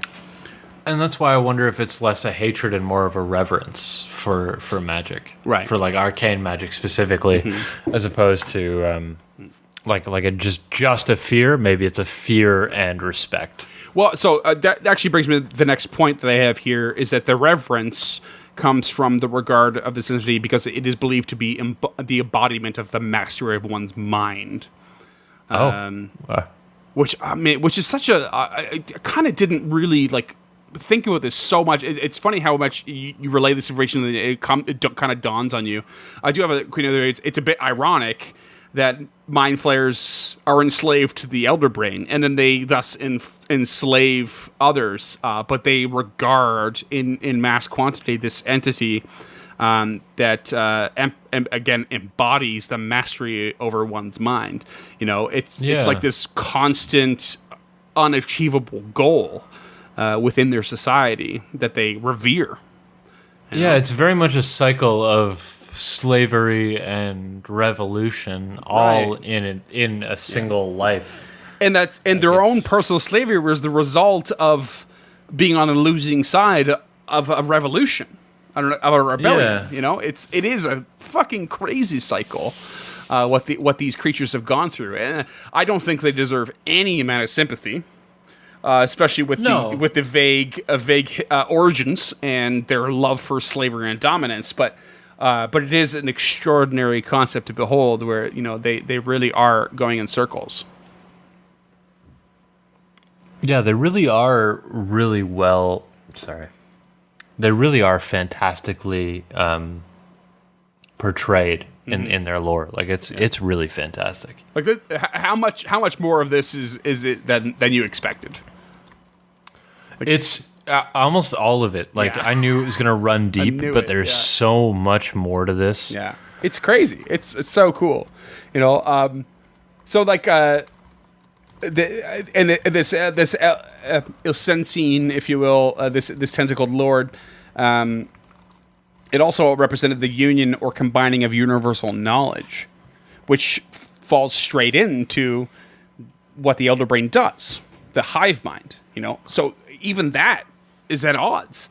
What it's supposed to represent and embody, and some actually interpreted this representation some of these colonies, some of the different colonies of Mind Flayers, because they are run by unique Elder Brains. They interpret it in different ways.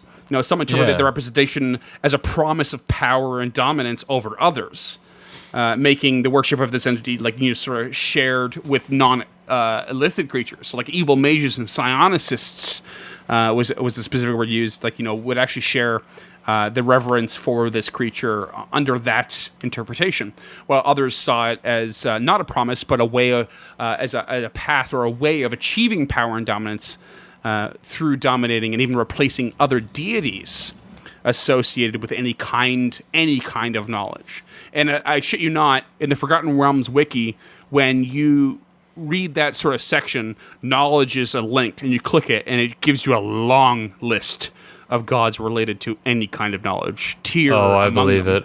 it. And famously Tyr, and it's like shit. Like this thing represents to some mind flayers that dominating and replacing this long list of deities is what it's about. Fuck. Like their wish for dominance knows no bounds at the end of the day. Crazy. There's such a rich, I'm in awe of the lore that's been built up over these creatures, because we've seen with some others, the lore kind of backtracks or erases past editions lore. But the deeper we get into this, the more Wizards has seemed to have taken their time to really build upon the lore that TSR wrote for these creatures, and it's really incredible to see how they've been built up over the years, and how it's changed, and how it's not just I love that none of it's steadfast. It's this may be what some of them believe, because it's not about it being true or false. It's about it being lore. And that's something I've always really admired about Wizards. Yeah. is the separation between fact and lore, and all of their stuff is lore. Like none of it is fact. None of it is steadfast, true throughout the ages, and that's one of the many reasons that I love this game. They give you many avenues to sort of tread across and follow. Yeah, and or it's really cool. more importantly, to change it, to adapt it. Like I think Matt Colville was the first person who said it, to me anyway, is that everything you read in a D&D book isn't a map, it's a guideline. Right, yeah, 100%. And the deeper we get into these lore, specifically these creatures that have a really rich and historical lore, it really brings that point to the surface to me that, maybe you've got a colony of mind flayers led by an elder brain. Maybe you've got a colony of mind flayers led by a mind flayer.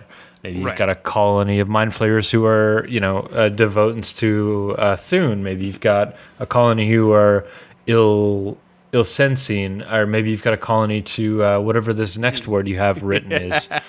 Maybe you have a colony of a multitude of creatures led by a single mind flayer, but none of the other creatures are a mind flayer.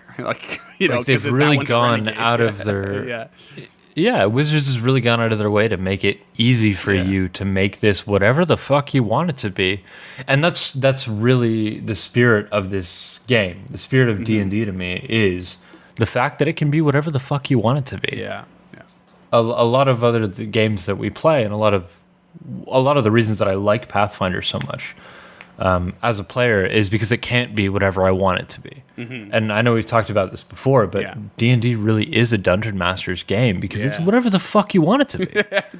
just fucking go to town.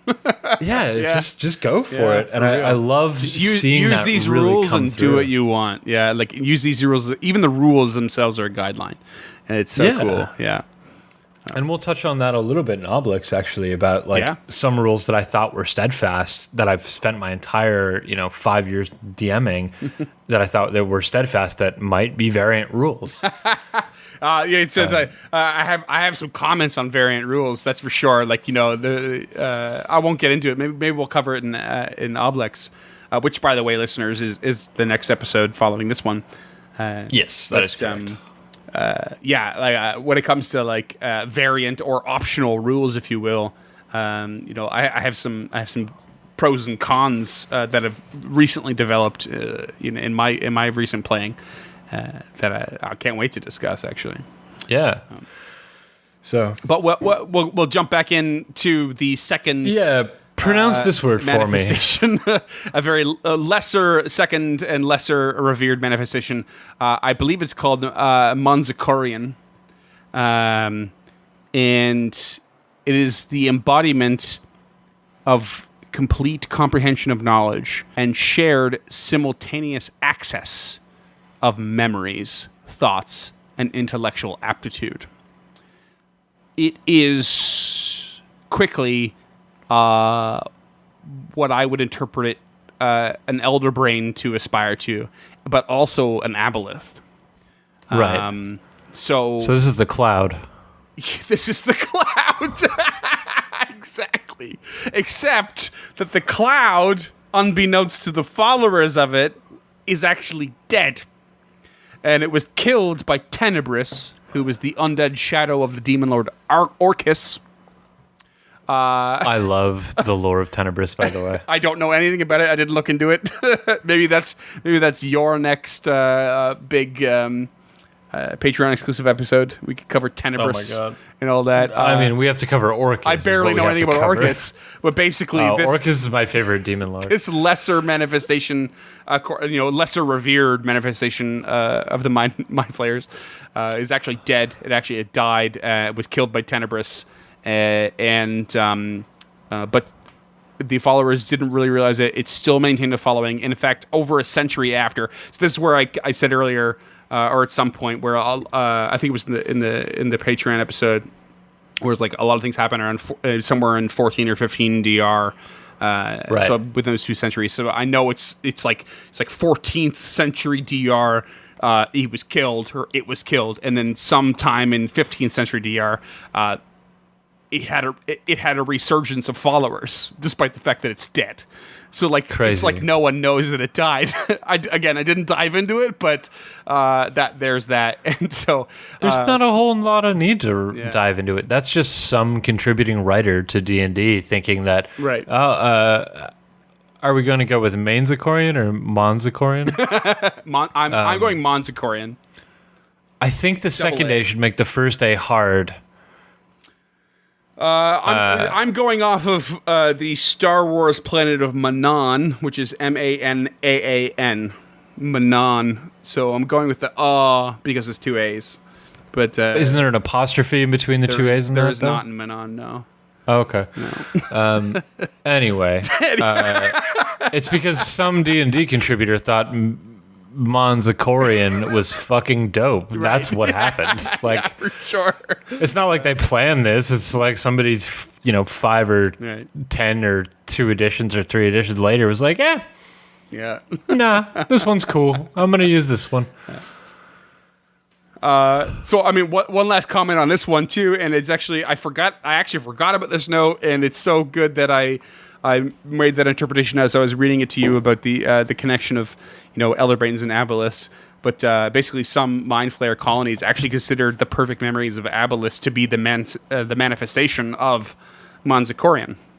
But of course, I think I assume that the aboleths didn't agree, so it actually inevitably led to conflicts between the two.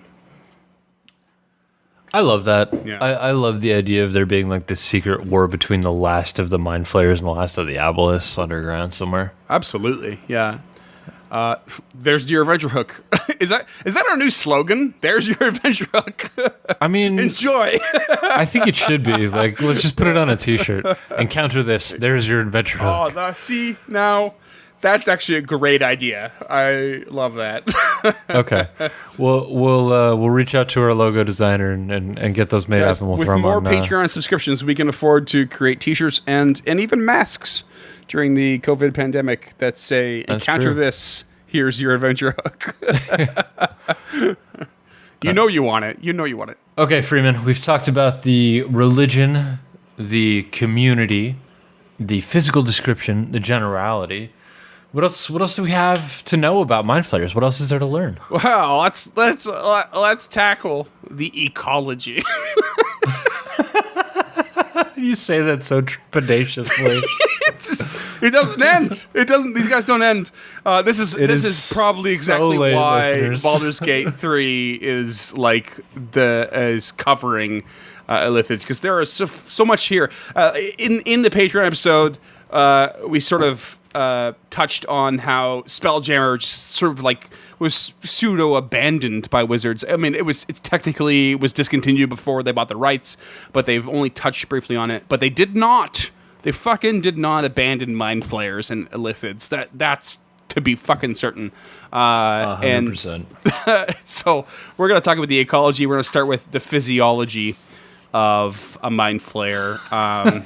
I've kind of broken this up intentionally. We could have talked about this in the physical description and or personality and stuff like that, but it is technically more specific under physiology because they mainly feed on brains. We kind of got that already, but these brains need to be sentient creatures. Mainly they were humanoids, and it was actually the only kind of nourishment that could sustain a mind flayer. It has to be a sentient creature's brain with a reasonable amount of intelligence, and the brain was needed to provide the appropriate amount of hormones, enzymes, and psychic energy. In order for it to survive. In fact, feeding on these brains was a euphoric experience for the mind flayer, as it absorbed the victim's memories, personalities, and even fears. And on top of this, the mind flayers also viewed the practice as the ultimate form of dominance over another, which is we loosely covered in the personality section because it was the closest they could come to happiness. They experienced nothing but negative emotions. So it's a literal euphoric experience, like an orgasm. It's just like poof, your brain just explodes while eating this brain. There are some human cultures, if I remember my history correctly, who believe that to be true. I wouldn't doubt it. I wouldn't doubt it at all.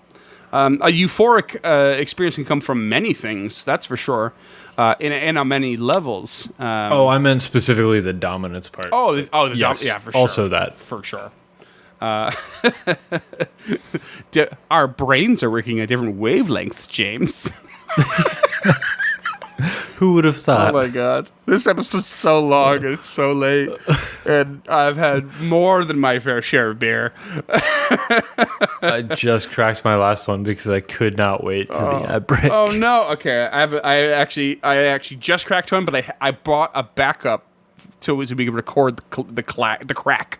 You record That's good. I don't even know if I'm going to end up finishing this. We can just steal the crack from another episode. No way. There's got to be. We've already had one crack in, but we'll have a second one. It's a thing. Authentic. So anyway, so feeding on these brains, they actually would obtain traces of the victim's individuality through the psionic energy. And it would impact the mind flayer's sense of culture and aesthetic as well. So they would actually absorb like this sort of culture and aesthetic information from their victims. And at least one intelligent brain a month was needed for a mind flayer to remain healthy. Okay, that makes sense. If they went longer, they suffered malnutrition, and if with 4 months of deprivation of an intelligent brain, they straight up died. The math adds up on that, I think. Mm-hmm. I just love the idea of like, you go out to dinner one night, you have a steak, and as you're eating the steak, you're like, I think I like Rembrandt now. Oh my god. You're not wrong. I mean, I didn't interpret it that way, but now I wish I had. It is silly on the surface, isn't it? Yeah, a little bit, yeah. But I mean, also, you ever had spaghetti and meatballs so good you really liked Bach now? But my first interpretation of it was actually like, they observed the knowledge of it, not the preference for art.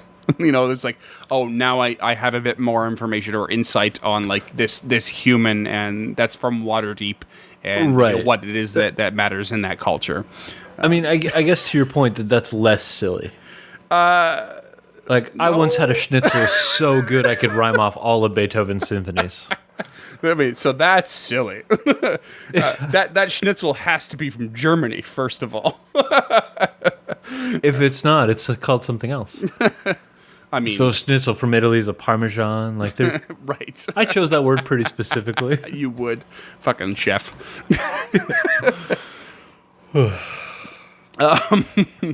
But that's mostly it on physiology. That was a bit of a tease, to be honest. The most important part of the ecology of these creatures is the reproduction, and it's not fun. It's not a fun thing. Reproduction. It's not like we. I like how you just tacked Illithids on at the end there. So Illithids themselves are sexless. They have no male or female biology. Okay. So I think I corrected myself maybe at least once, maybe twice earlier on saying he or these guys or whatever. You've done a good job about it. Thank you. Sure. Yeah, they are very much a they. Actually, playing Starfinder has been helpful with that because it's a very common theme, like agender androids and that sort of thing. There's lots of races that encompass that, and they are very much theys, and only once or twice in their life will they lay a clutch of eggs, which will eventually hatch in a tadpole. So there doesn't really seem to be any sort of insemination or fertilization process. So they hatch these tadpoles, and these tadpoles are actually kept in the elder brain tank. They actually were fed brains by designated caretakers. But they would also engage in cannibalism, these tadpoles. And they would do this for around 10 years before they matured. And any who survived were put through what is called ceremorphosis. And it is a bit ceremonial, but it is a bit more sort of like tangible, I guess, in which they are implanted into a humanoid victim, and after which they devour the humanoid's brain. So again, that Baldur's Gate 3 trailer that I had you watch, I was just thinking that you're sort of watching that, like you're watching these tadpoles like invade the eye of these victims, and what's happening. I'm not sure how long after, but eventually after. And I think one of the hooks to the story in that game that's not displayed in the trailer is that one, if not several, of your party members are actually on a time limit because they have these in their head. And these tadpoles devour the brain of these humanoids, and then they take the brain's place and transform the body into an Illithid or Mind Flayer. Oh, that's cool. Yeah. Now, on a rare occurrence, a tadpole will actually produce what is known as a Illithirid.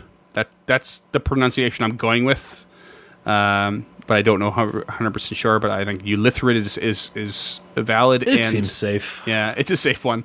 And that loosely translate in another comment to noble devourer. So again, if you actually look at sort of how the word is breaking out, Illithid versus Illithirid, there's some common elements in there, and we had Mind Flayer or Mind Ruler earlier, and now we have Noble Devourer. So it's almost like Devourer is sort of somewhere in place with Flayer and Ruler. Yeah, I don't think they had a linguist design these words at all because they're fucking broke to me. I mean, sure, but I love to be the apologist. Let's be honest, I love to be the apologist, and I like to look at that shit, and I think it sort of fits. It at least fits the motif. I think you're not wrong. Right. I think the id or the lith could be, some form of ruler or noble. Right. Yeah. Right. Yeah. Isn't that great? Because, we were discussing, how does Flayer and Ruler work? But then you also have Devourer, which sort of sits in well with Flayer, but Noble, which also sits in well with Ruler. I think it's got to be noble and ruler, because I mean, I guess I don't know, but the lith and the id are the only two commonalities of those two words, and the words are built completely insanely around those two parts. Right. Yeah. So it's hard to add that up when, what is the true translation of Illithid? Is it Mind Flayer or is it Mind Ruler? And bear in mind, let's try not to get too far into it because we're getting so long here, but we're going to get a couple other words thrown in that's going to make us speculate more on how this is constructed in Undercommon. Yeah, so. I don't think they got an etymologist in on this at all, and I think they just fucking we should made contact this shit Helen up. Zoltzman and see what she thinks. All right, I'll tweet at Helen about That'd this. be amazing. What do you think the commonality in these words are? So good. But anyway, these Illithirids, they are basically versions of Mind Flayers that are bigger, stronger, and more cunning. So not unlike these followers of Thune, but they do have a specific physical attribute in which they have 6 tentacles in their face as opposed to the usual 4. But most importantly, they could not be controlled by the Elder Brain that they were produced under, or on Elder Brain at all, to be honest. Interesting. They were immune to that control. And Elder Brains actually begrudgingly allowed Illithirids to spawn and exist within their colonies. And for a very particular reason, their standoffishness to these things was because they were a potential rival to their sort of perfect hive mind colony. But the acceptance comes from the fact that Illithirids' spawn inevitably produced a boom in Mind Flayer population. And there was always a presumed exit that the Illithirid would take. And they would only take a few Mind Flayers with them, not too many. But the rivalry and the sort of cautionary approach comes from the fact that the Illithrid will ultimately turn into its own elder brain. Okay. So they're bigger, stronger, faster, and more virile. Right. And so Interesting. these I like that. Illithrids, this is sort of how all alternate Mind Flayer colonies come to exist. It's through these Illithrids. They have to happen. They are rare, but they do have to happen, and they sort of have to be put up with because the Elder Brain ultimately wins with a larger population. But they do also allow a rival to exist somewhere else. For the greater good. The greater good. Amazing. Now, there is a whole element in regards to the tadpoles in which if they grow too old, and this, of course, would happen, they reach maturity, but they do not undergo the seramorphosis. And this is usually because the Mind Flayer colony is attacked and destroyed, or historically the Empire is destroyed, and so they will actually continue to grow and grow a bit out of control, and they will turn into what's called a lithocyte. And that looks right. Yeah, and they'll sort of crawl about looking for psychic energies to feed on. They're an abomination, according to the Mind Flayers, but certainly something to consider. And but if they are set in a tank with enough tadpoles for too long, it'll get worse, and they will cannibalize and feed and feed and feed until they become what's called, I'm going with, a neothelid. And there's no way. I'm trying to stick to a theme of pronunciation here. Neothelids? It's got to be neo. Well, I mean, neo is the prefix. It doesn't necessarily have to be pronounced neo, right? Although I can't give you any examples against it off the top of my head, but that's my argument.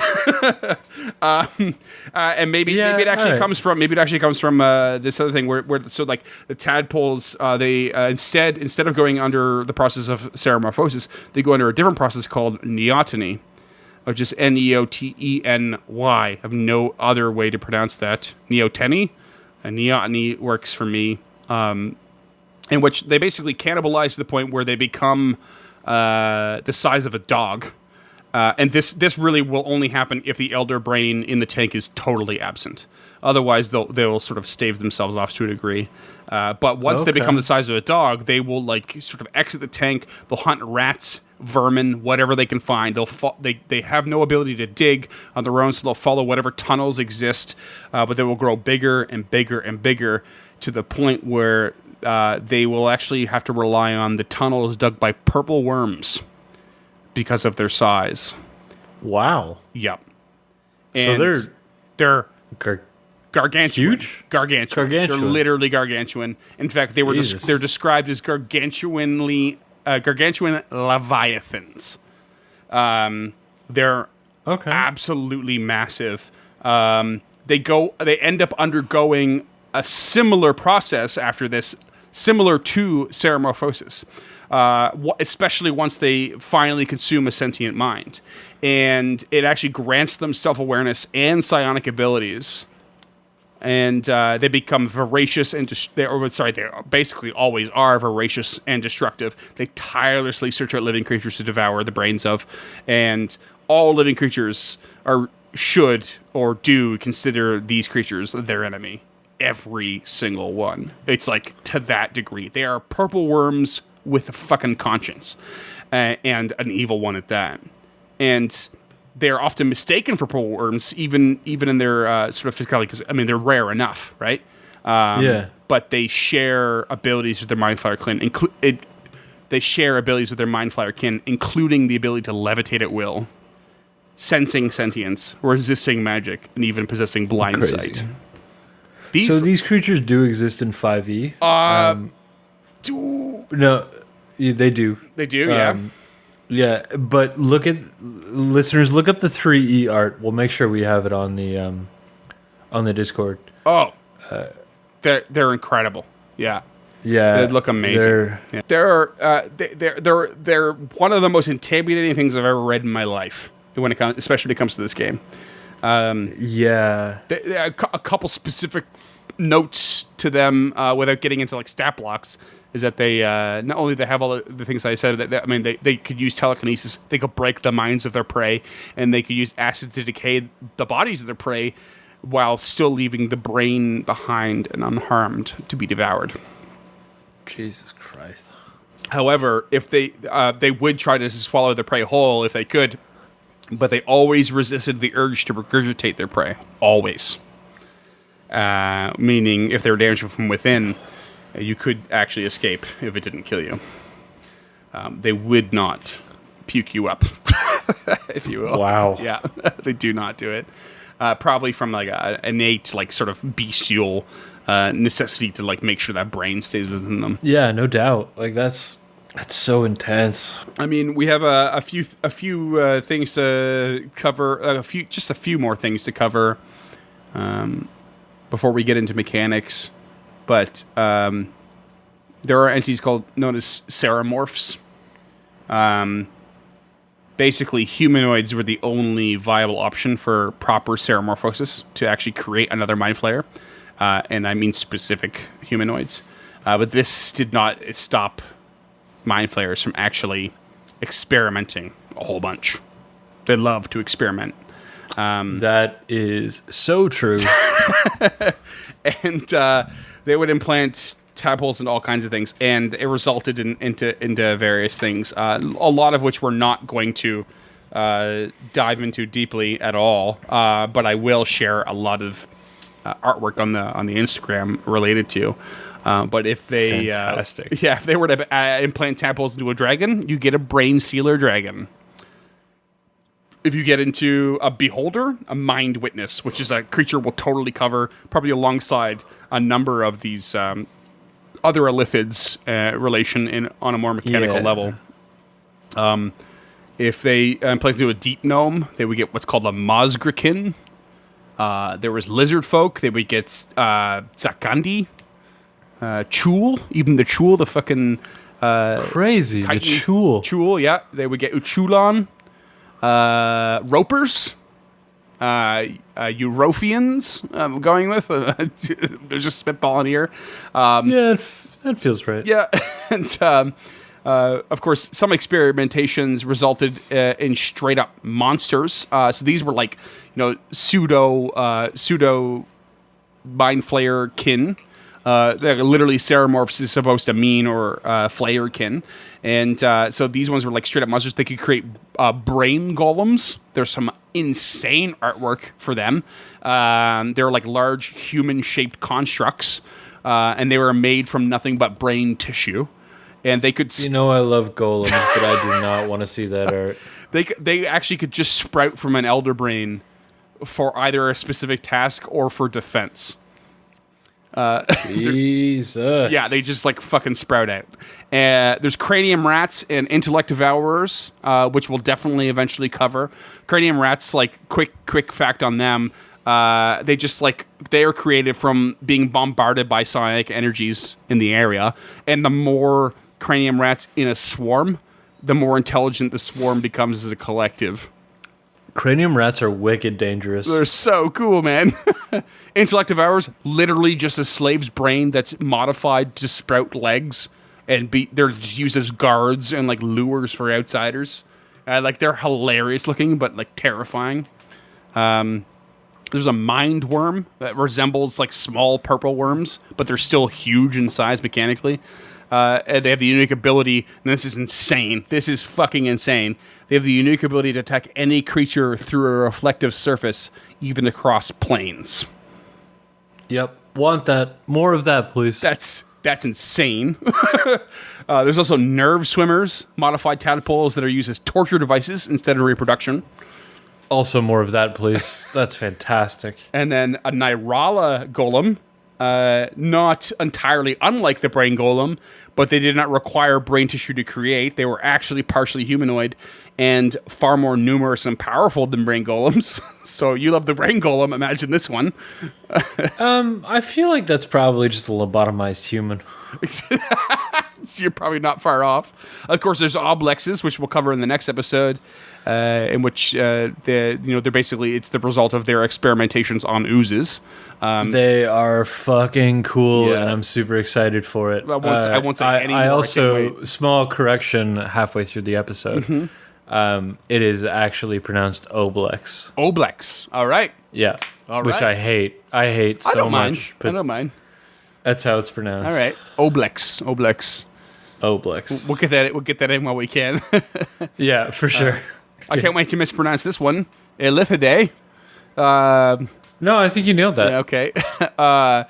Basically, a encompassing term for animals and creatures that actually originated alongside mind flayers. So, meaning they likely came from the same origins and sort of traveled with them, whatever those origins were. There's no specifics, but it is believed that gas spores under the fungi section by some scholars might be Illithidae, so originating with the mind flayers. And then finally, we have a couple undead-related mind flayers, particularly the Alhoun, which again we will cover with some of the others, and these are the result of a mind flayer that follows the path of a wizard or the arcane arts and manages to achieve a sort of what you call a lesser lichdom, and then there are actually extraordinary means and powerful magics in a case in which a mind flayer wizard could actually become what's known as a litholich.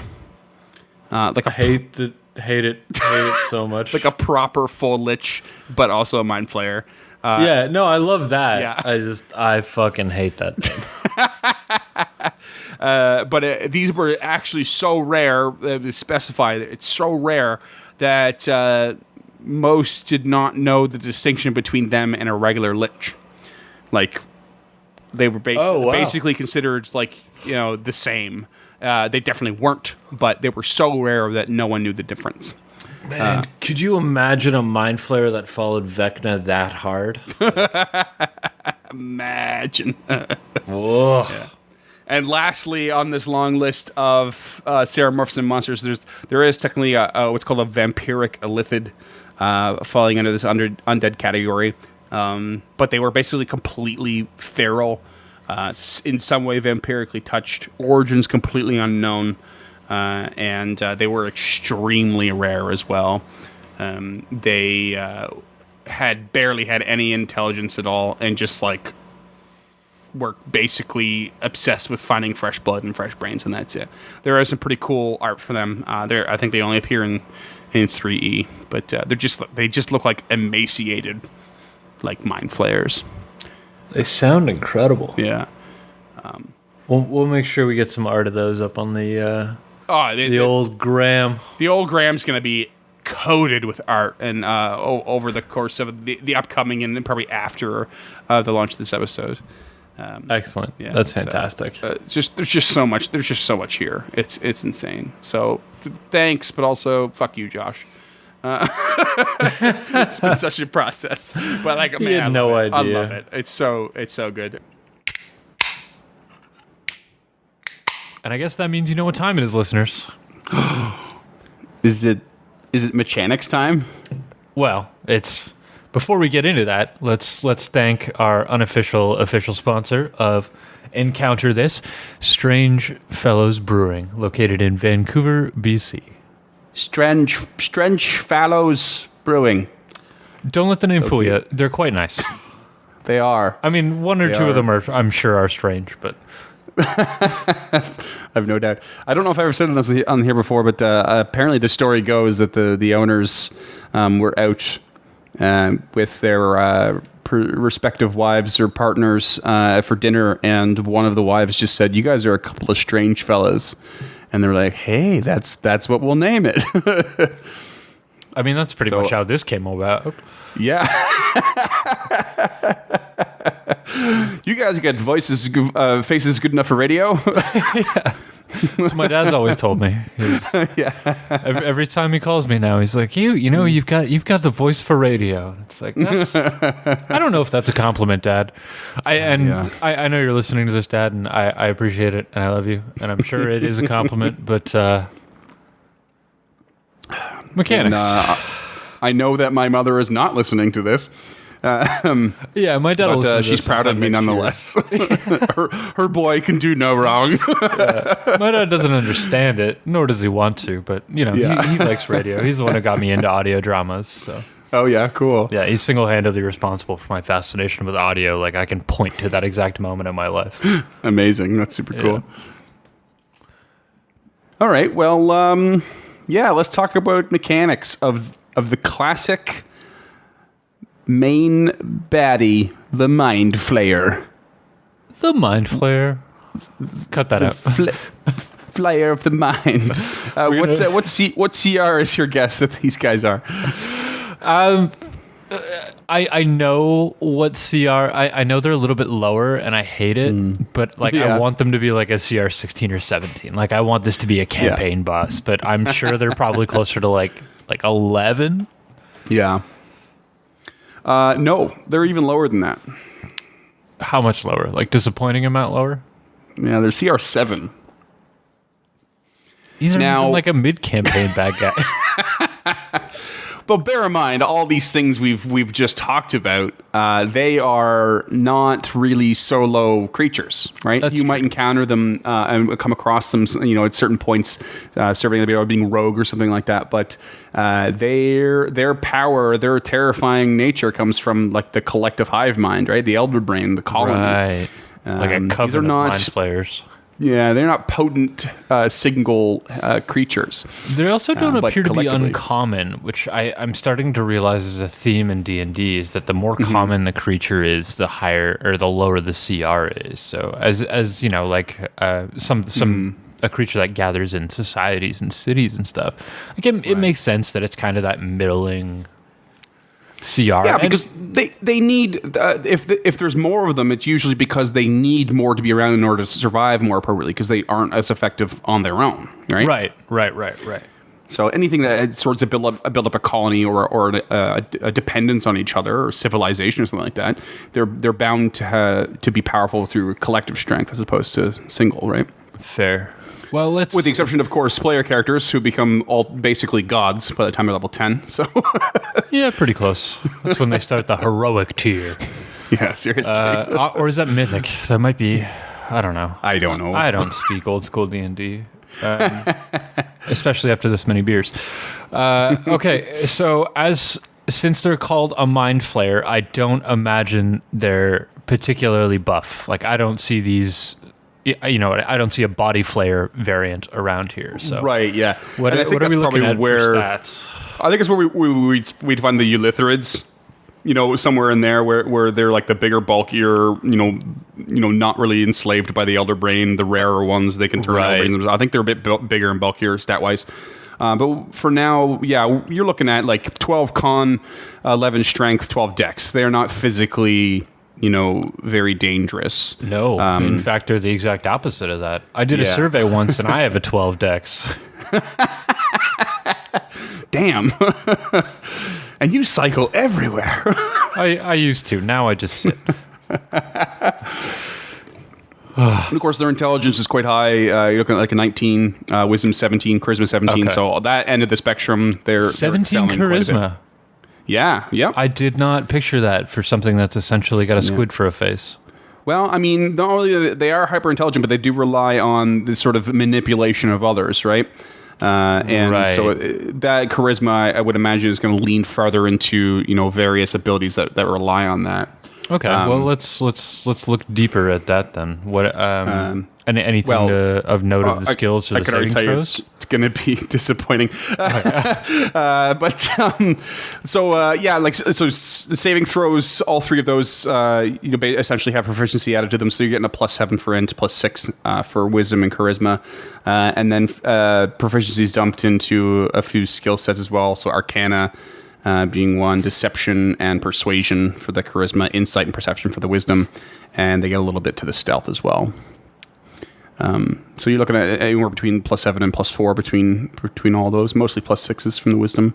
Okay. But nothing too extraordinary, but certainly lines up.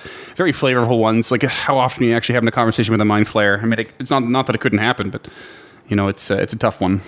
Honestly, I imagine that every time you would have a conversation with a mind flayer. I guess it really depends just based on those base stats you threw out, I just cannot imagine them resorting to encounters. I think they would try and avoid encounters, especially based on their intelligence, right? Like they know they can't throw down. But no, as much as these guys would be more dangerous, say in a pack of them plus an elder brain, on some big kerfuffle or something. If you find one singularly, they might have their own little like pets along with them. It could be even just humanoids serving them.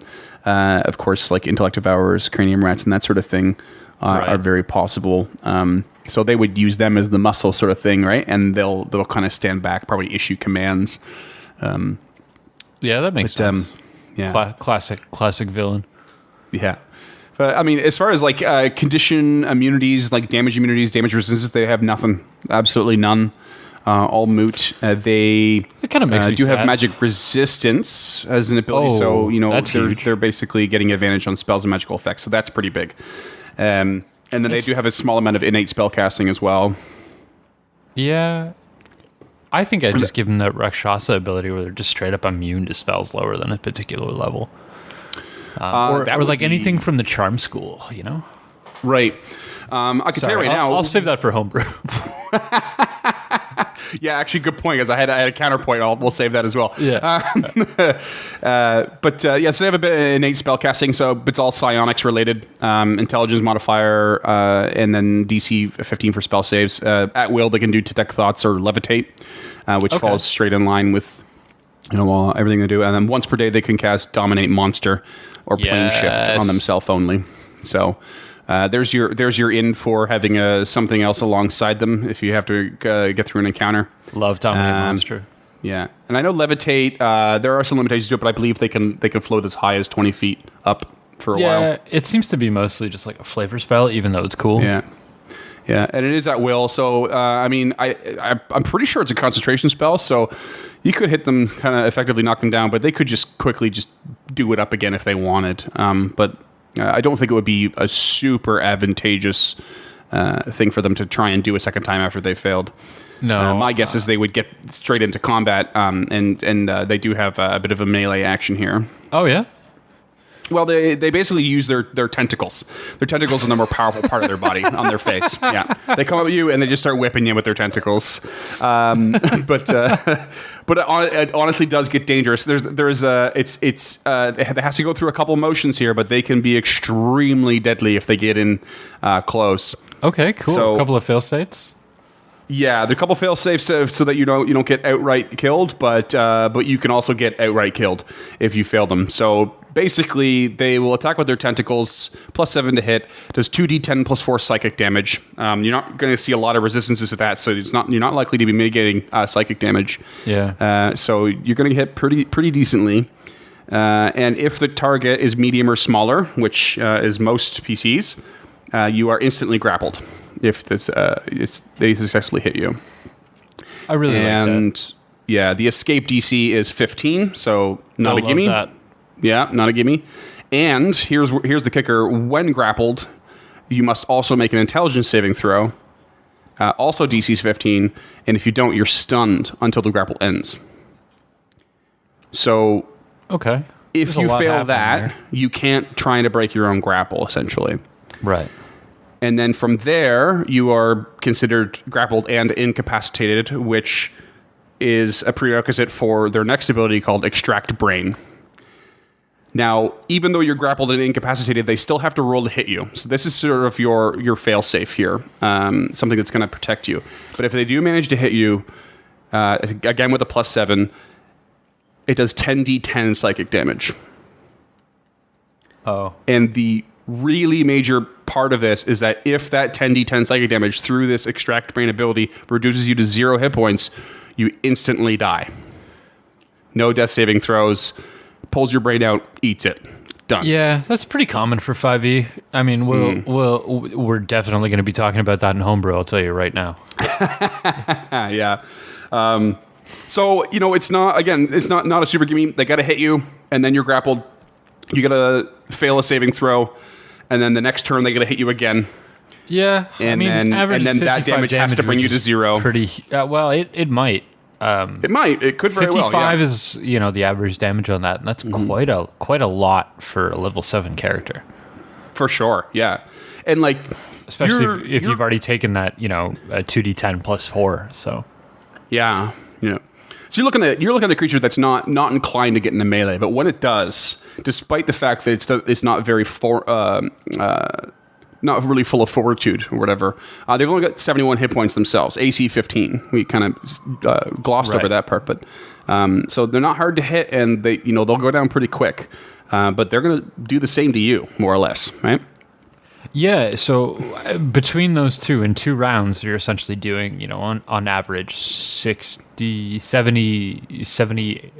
damage, which is pretty fucking big for a 7th level character. Yeah, oh yeah, big time. They also have, this is a good one too, I always forget this, we've talked about it before. What's the recharge rule? You roll a d6 at the beginning of your turn, and if you roll that number, it recharges. Okay. So it's got they have a move called Mind Blast, and it's recharge 5/6. Okay. So if it lands on a 5 or a 6, it's recharged? Yeah. Is that correct? That's the way that I understand it to recharge. That's the way it works in 4th edition and Pathfinder, and I don't think they would have changed it for 5e. Gotcha. And you said it's at the start of your turn? Yes. Okay. So the meaning, if you land on the 5 or the 6, then you get to use it that turn? Absolutely, yeah. Okay. So Mind Blast is a 60-foot cone, which is nothing to scoff at. Intelligence saving throw. Fucking huge. Yeah. I don't think we've ever seen a cone for 60 feet. It's insane, yeah. And I always forget when I'm playing, and it's like, oh, it's a 20-foot cube. I'm like, cool. And like, the DM puts it up on the screen, like, oh my god, that's big. That's so big. You underestimate it every time, right? And 60-foot cone, that's crazy. So it's a DC 15 intelligence saving throw. So 15 is the common DC here across the board. Right. And then on a failure, you take 4d8 plus 4 psychic damage and are stunned for 1 full minute. Holy fuck. But repeating the saving throw at the end of each turn. So a chance to break it.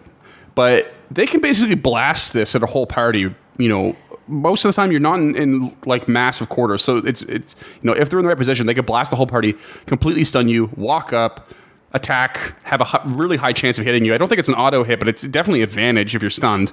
And you're grappled, you got to make another intelligence saving throw. I'm not sure if stunned gives you a reduction to that or not. And then boom, boom, boom, you could be pretty quickly your brain being pulled You out. don't make the grapple save on that turn. You make the grappled save when you get escape, and you can't escape a grapple if you're stunned. Right, yeah. No, I mean, like, yeah, they have to still have that chance to hit you. So, it's not about the grapple escape. It's, you're just, I think you have disadvantage against the intel. Maybe, I see what you're saying. I think he has advantage on his attack is what I probably meant to say. Yeah, what I'm saying is I don't even think you need to do that original attack. You can just move right to the extract brain. Well, see, that's what I'm not sure. Does stunned auto succeed an attack? Are you? No, I mean, you still have to roll that to hit, which I think is 100% why that to hit is there. Oh, you're saying that the intelligence saving throw from the grappled is negated from there. Saying if we look at this in order, that first attack is the tentacles where you grapple them and then they make the int save. The second one is the extract brain. I'm saying if you're mind blasted, you might just be able to move right to extract brain. Yeah, I see what you're saying. Well, no, because extract brain explicitly says you have to be incapacitated and grappled. Yeah, but you could just grapple a stunned creature. I don't understand why that wouldn't just be a free action. They would definitely be mechanically separate actions. A grapple check is a special melee attack essentially. Yeah, but you can't contest a grapple if you're stunned. Is what I'm saying. Yeah, but it would still be a standard action to do it, regardless of contest. I don't think no, of course man. You could rule it that way, but I think mechanically that's how it would function. That's fair. I don't really understand how like those conditions work in 5e. To be fair, I would conditions are a bit vague. That. Yeah, they're not really fleshed out. Not like Pathfinder or Starfinder, that's for sure. Right. Yeah. But I love that Mind Blast. That's fantastic. Yeah, it's a beast, right? So Yeah. regardless, even if you didn't do it the path you were thinking, it's still a quick way to death, you know, or potentially anyway. Yeah, these guys can do some damage. I mean, I don't say this often, but I think 7 might be an underrated CR for this creature. I think they might actually be closer to 8 or 9. Right. Honestly, they don't really have anything else is the thing too, right? They don't have any. They have any spellcasting, but they don't have any offensive ones. Yeah, I mean, this is what they have. Yes, that is correct. But And they're not any good likely to DM want is to going get to in give them some good, psionic innate spellcasting. Right. Which does bring us to a variant that's listed as well. We touched on it briefly, the Mind Flayer Arcanist. So a Mind Flayer that's, the sort of deviant, the one that's frowned upon culturally, and they end up learning some arcane magic, which Mind Flayers despise, right?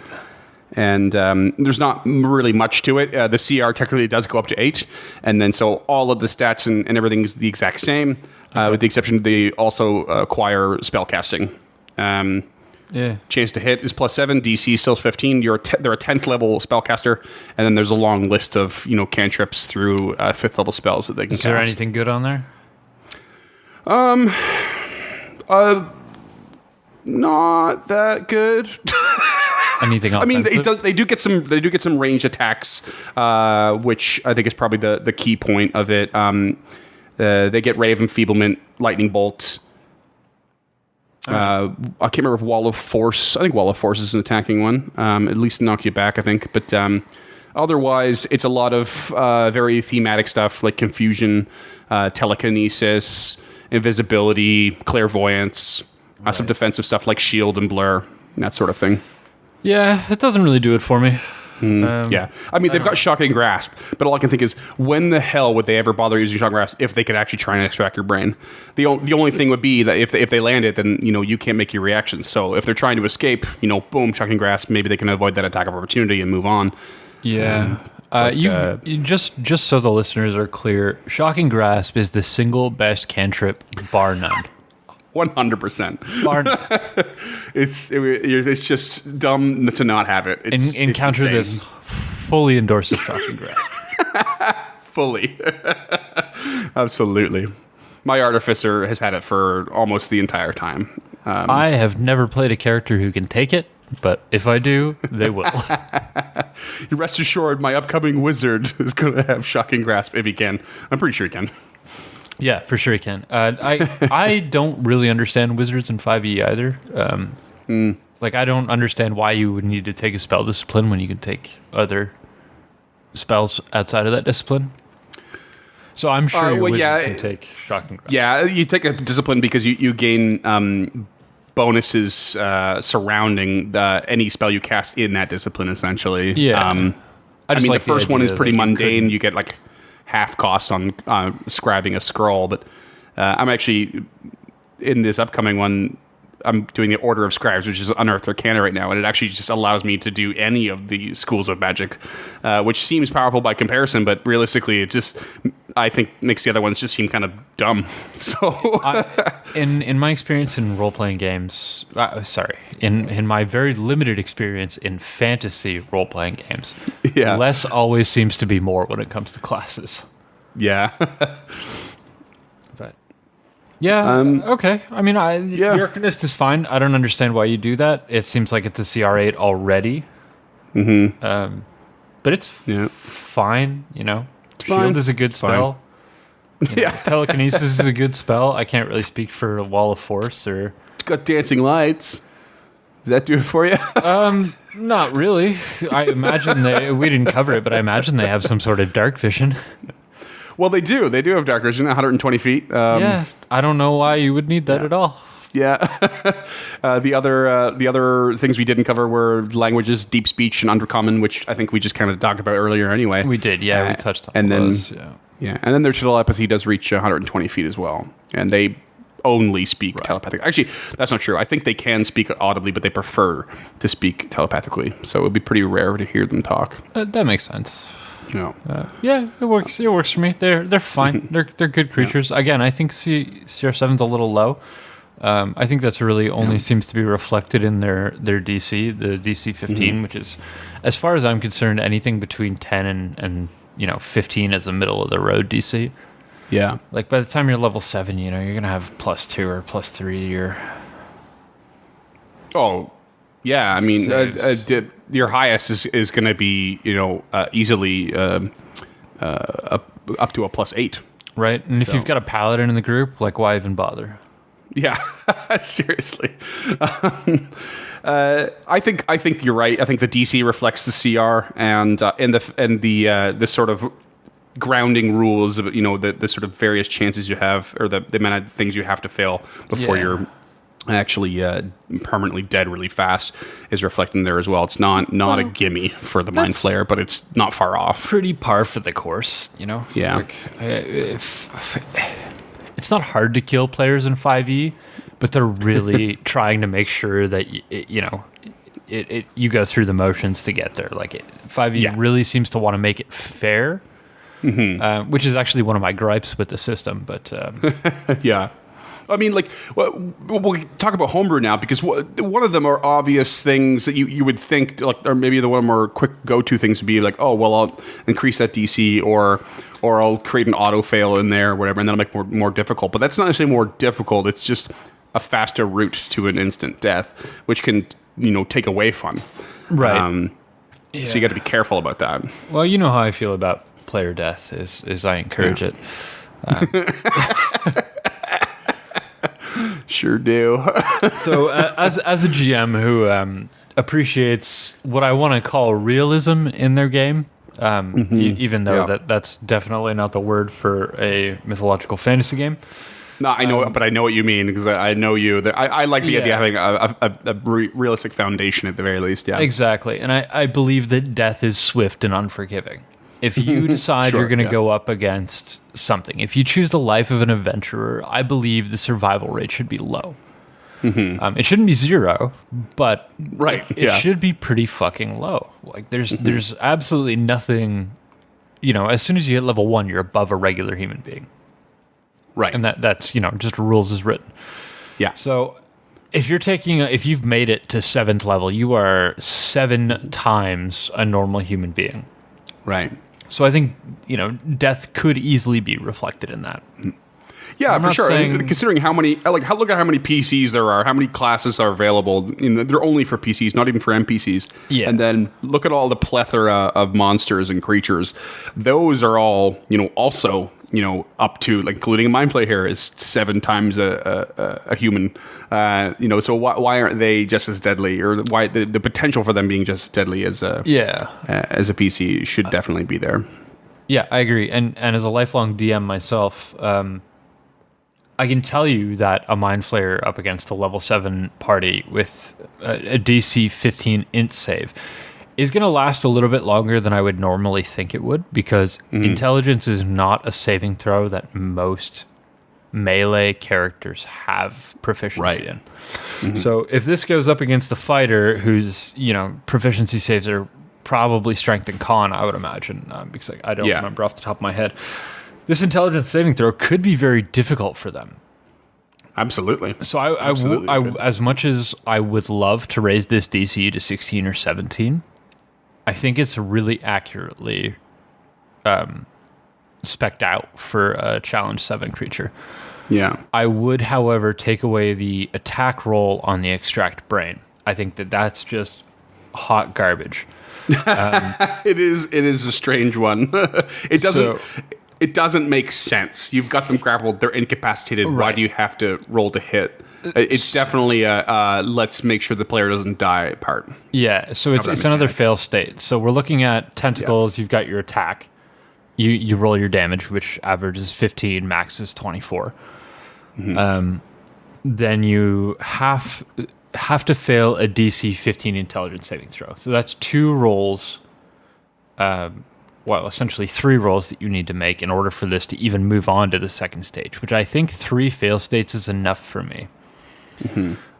Extract Brain, you then have to roll an attack roll, so that's the fourth fail state, and then you have to roll damage, which is your fifth fail state. And that damage on top of that, on top of having to survive a full goddamn round in combat against a party of 4, on average, level 7 characters, which isn't, at 71 HP, 15 AC, it's not going to take very fucking long to knock down, so you've got to stack these guys up. But if you take away that attack roll, you still only got, let's say a 50% chance of killing this creature, because that 2d10 plus 4 and that 10d10 has to take them to 0. 70 damage against a fighter at level 7, it might do it, but it's probably not going to. Yeah. With that boost to con and with, what does a fighter have? A D10 strength die? Something like that, yeah. So, on average, you max plus your con at first levels. You're already sitting at 11, and then, on average, you're going to do another 70 on top of that. So, like, you're not hurting. Yeah. So the idea that Mind Flayer could take a creature down to 0 in 2 attack rolls is possible, and I don't think it's outside. But those are 2 middle of the road rolls plus an intelligence save. So I think that's enough for me. I don't think that second attack on the Extract Brain needs to happen. I don't think I would ever be able to kill anybody in any party I've ever run on 2 hits from max HP with, the tentacles and Extract Brain. Yeah. Again, these things are definitely coming alongside something else, most likely. And I mean, it stands to reason that if a party were to encounter a Mind Flayer, that especially if they were a bit lower, but they happen to come across one, their first instinct should be to, like, what the hell is that? Let me see if I know, roll a check. And then the second one would be like, let's avoid this thing, because that's what this thing's also thinking. I want to avoid these guys. Yeah, this seems to be a last they want to get resort. back to the colony, or they want to make sure they survive and help, continue to be a part of the colony and helpful and whatnot. So, yeah, they're not looking to go on a suicide mission by any means, right? And then players should feel cautious about going up against one of these, even if the mechanics don't reflect that. They should feel a certain fear, I think. I honestly think the mechanics do reflect this. Like, I truly believe that this is a deadly creature. I just think Wizards intentionally nerfed it with that extra attack. Yeah, that's my only problem with this. Is like, I really do think that this is going to be a dangerous creature, even on its own. Well, maybe not on its own. Like, maybe if you gave it heavier armor, but like, without knocking that AC up to 16, even 17, this is not a dangerous creature on its own. Yeah, its attacks are dangerous, but like you said, it doesn't want to fight. Doesn't want to fight. It's going to go down quick itself. Yeah, it better have something dominated with that Dominate Monster spell ready to go.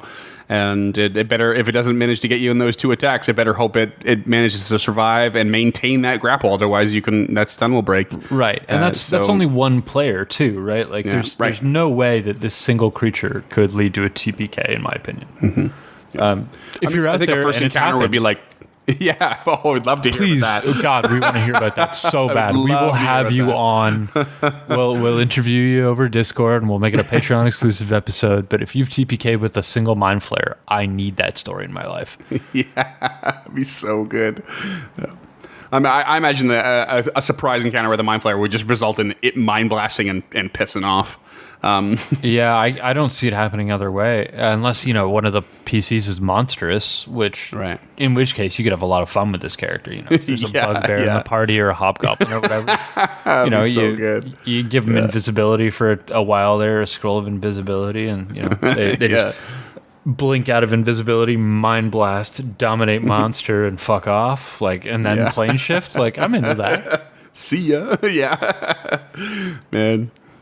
I think there are 2 very particular things missing from Mind Flayer. One is like a straight obvious missing mechanic, and it is a weakness. They should have sunlight sensitivity. Not that you're likely to find them in the sunlight, but that is 100% in the lore. Like, bright light of any kind is like borderline painful for them. Right. So they're completely missing that. I have no idea why. You would almost be like, oh well, it's no point in having the stat block. That's something that we kind of come across with Wizards all the time. It's like oh, that kind of doesn't need to be there because it's not very likely. But put it in there just to play it safe. In this case, they seem to have glossed over that completely. Yeah, you're right. They did. It's weird. Yeah, I don't know why they don't have it. They got dark vision, but they don't have the sunlight sensitivity. The other thing I wish they had, and this one's a little more contextual. I'm not sure how I would end up doing it. It might be maybe involved in a legendary action, but I don't know. I'll get your opinion on it. In the lore, they say that when they eat a brain, it is they borderline on like they basically have a euphoric moment, and it's the closest they come to happiness. But they never really are able to experience positive emotions or actual happiness. And here they have mechanics for extracting a brain. And I kind of feel like it should do something to them for a short amount of time. Maybe even to start, for one round, they are more exposed, easier to hit, easier to take down. Because they are lost in a moment. But when they kind of snap back to, maybe they've got an extra vigor, and that's offset. That moment of weakness is offset by a really extra powerful something. I don't know what those are. I didn't really take the time to dive into it, but I think it would be cool to have that reflected mechanically somehow. Yeah, I don't even know how you do that. So you kill this PC and you're stunned for one round, and then you've got Barbarian's Rage. Sure. Why not? I like it. Yeah. I mean, it's clean mechanically. Or even, honestly, you restore some HP would be simple enough, right? Something to they just get a little bit reinvigorated, or they gain temporary HP. Will be a better one. Yeah. Yeah, I like the temporary HP. I don't feel like it's enough. Mm-hmm. Temporary HP, maybe an extra advantage on their next hit. Yeah, Mind Blast is automatically recharged. Yeah, I like that. Yeah, Mind Blast is auto recharged, or advantage on their next attack. I like that. Yeah, that's clean to me. The problem with them having to take a round off is that the action economy gets wildly out of whack, and they will not make it. Action economy is so important in 5e. For sure. Matt Koval has a great video on it. And it's the second you start to lose those actions, the shit goes sideways real quick.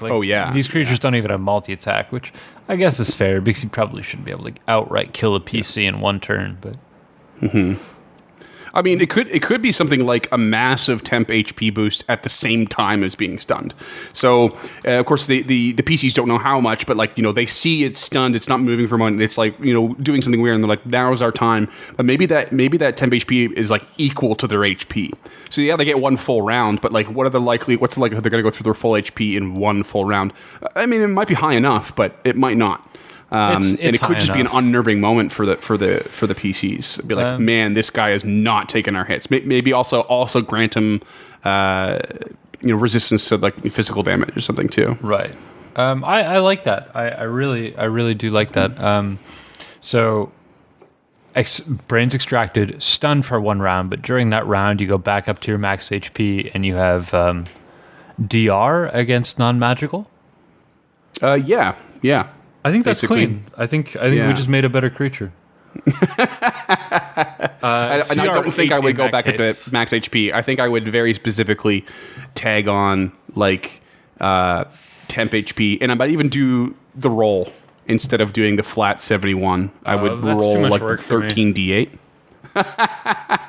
But it's also so unlikely this moment's going to happen. I feel like. Yeah, but I don't. That's just not how I work. I don't. Yeah. I don't live my life by, this probably isn't going to happen. I live by life by this is going to happen. This is evidenced by the bug I got to do all this work. Closet. Yeah. So instead of totally having to do that work, I'd rather just have it ready to go. It's I don't know. Totally he's just back to max HP. That's cleaner to me. It's done faster. And dusted. Yeah. Because like you said, you're only going to have to do this once in a blue moon, but when you have to do it, are you going to pull out 13d8 and fucking go for it? In the middle of combat's hard enough already. So I mean, to be honest, like I've never used Mind Flayer. I think I would, without question, add the sunlight sensitivity. Not a difficult thing to run with. I wouldn't add this extra homebrew until I'd already once used the Mind Flayer. Tested them out, I think. Never used a creature and not homebrewed it a little bit, so I would absolutely add this homebrew immediately. I would test its waters before I really altered anything. I would just definitely add that sunlight sensitivity. Yeah, I agree with that. I can get on board with that. Mm-hmm.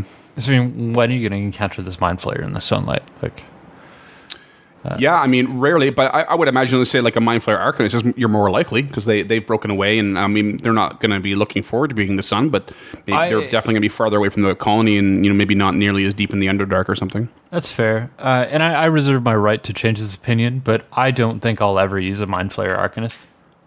Yeah, no, I probably wouldn't either. I don't see any benefit to it whatsoever. I honestly, I would just like strip this whole list down, and I would be like, okay, he basically gets the lightning bolt and the raven field, tries to stay back and fire and chucking grasp and like maybe invisibility, and just call it there, just like, yeah, he gets some ranged ability. That's it. Just give him some ranged stuff, and maybe even just like honestly just add another element or a different attack like Mind Blast that you can just do more often, just so psychic damage. Just. I wouldn't even go that far. Like, super simple. I would take the Arcanist and keep the challenge rating, but I would just strip some of these spells. First of all, if you're a GM,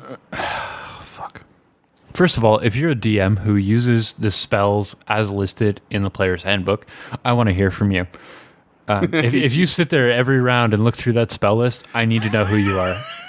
And then we need to kill you. Well, I mean, I would like to have a conversation with you because I want to know what you're doing.